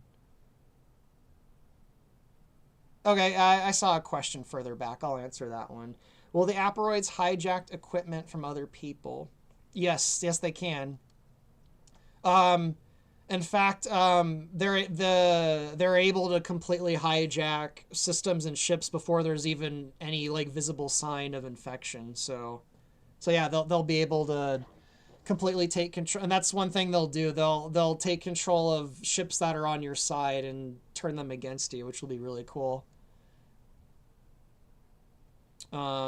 So that implies that in levels where there's fleets attacking them, your fleet will slowly turn against you the longer you take. I'm still not seeing a new question. I'm still not seeing a new question. Come on, guys. All right, well, I technically just answered one more question. So I don't know, is the chat just like broken or something? Watch, I'm going to end the stream, and then like 10 questions are going to show up after I end the stream. But I'll try and do one of these, another one of these dev streams, either when I'm closer to finishing this level or when I do start the boss on the next level. Okay, I see another question. I'll answer that before I go.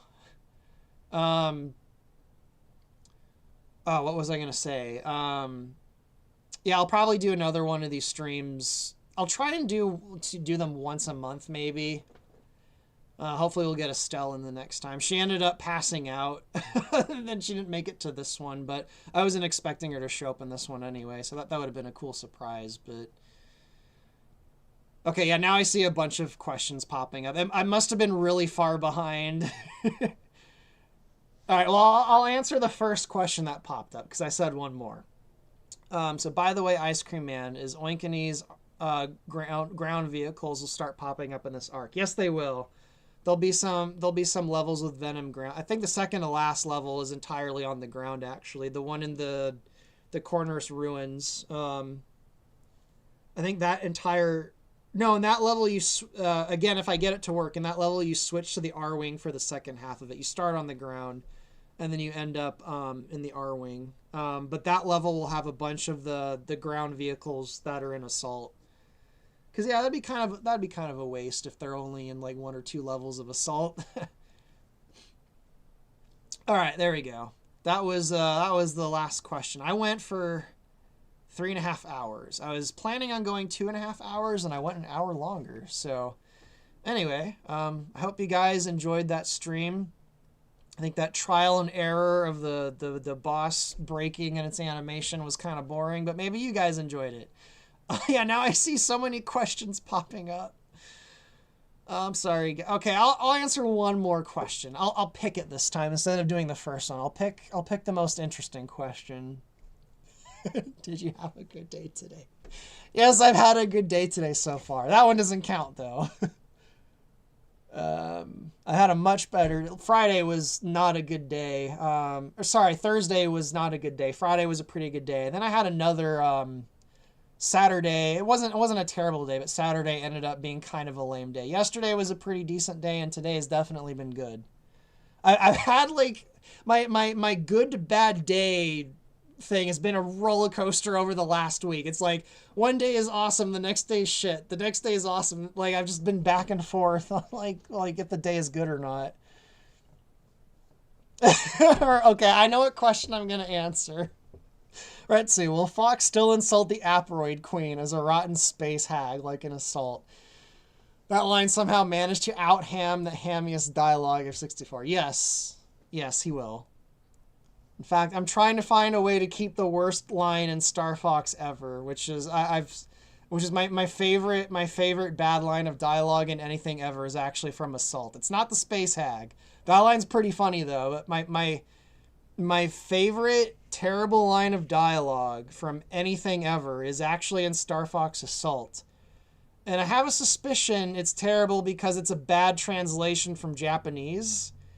But I had someone translate it from Japanese, and even in Japanese, it's a pretty bad line, but it's the It's the line after you've defeated the Aporoid Queen, and Fox says, the Aporoid Queen thought she could bypass evolution by stealing souls, but she didn't know that you had to be born with one.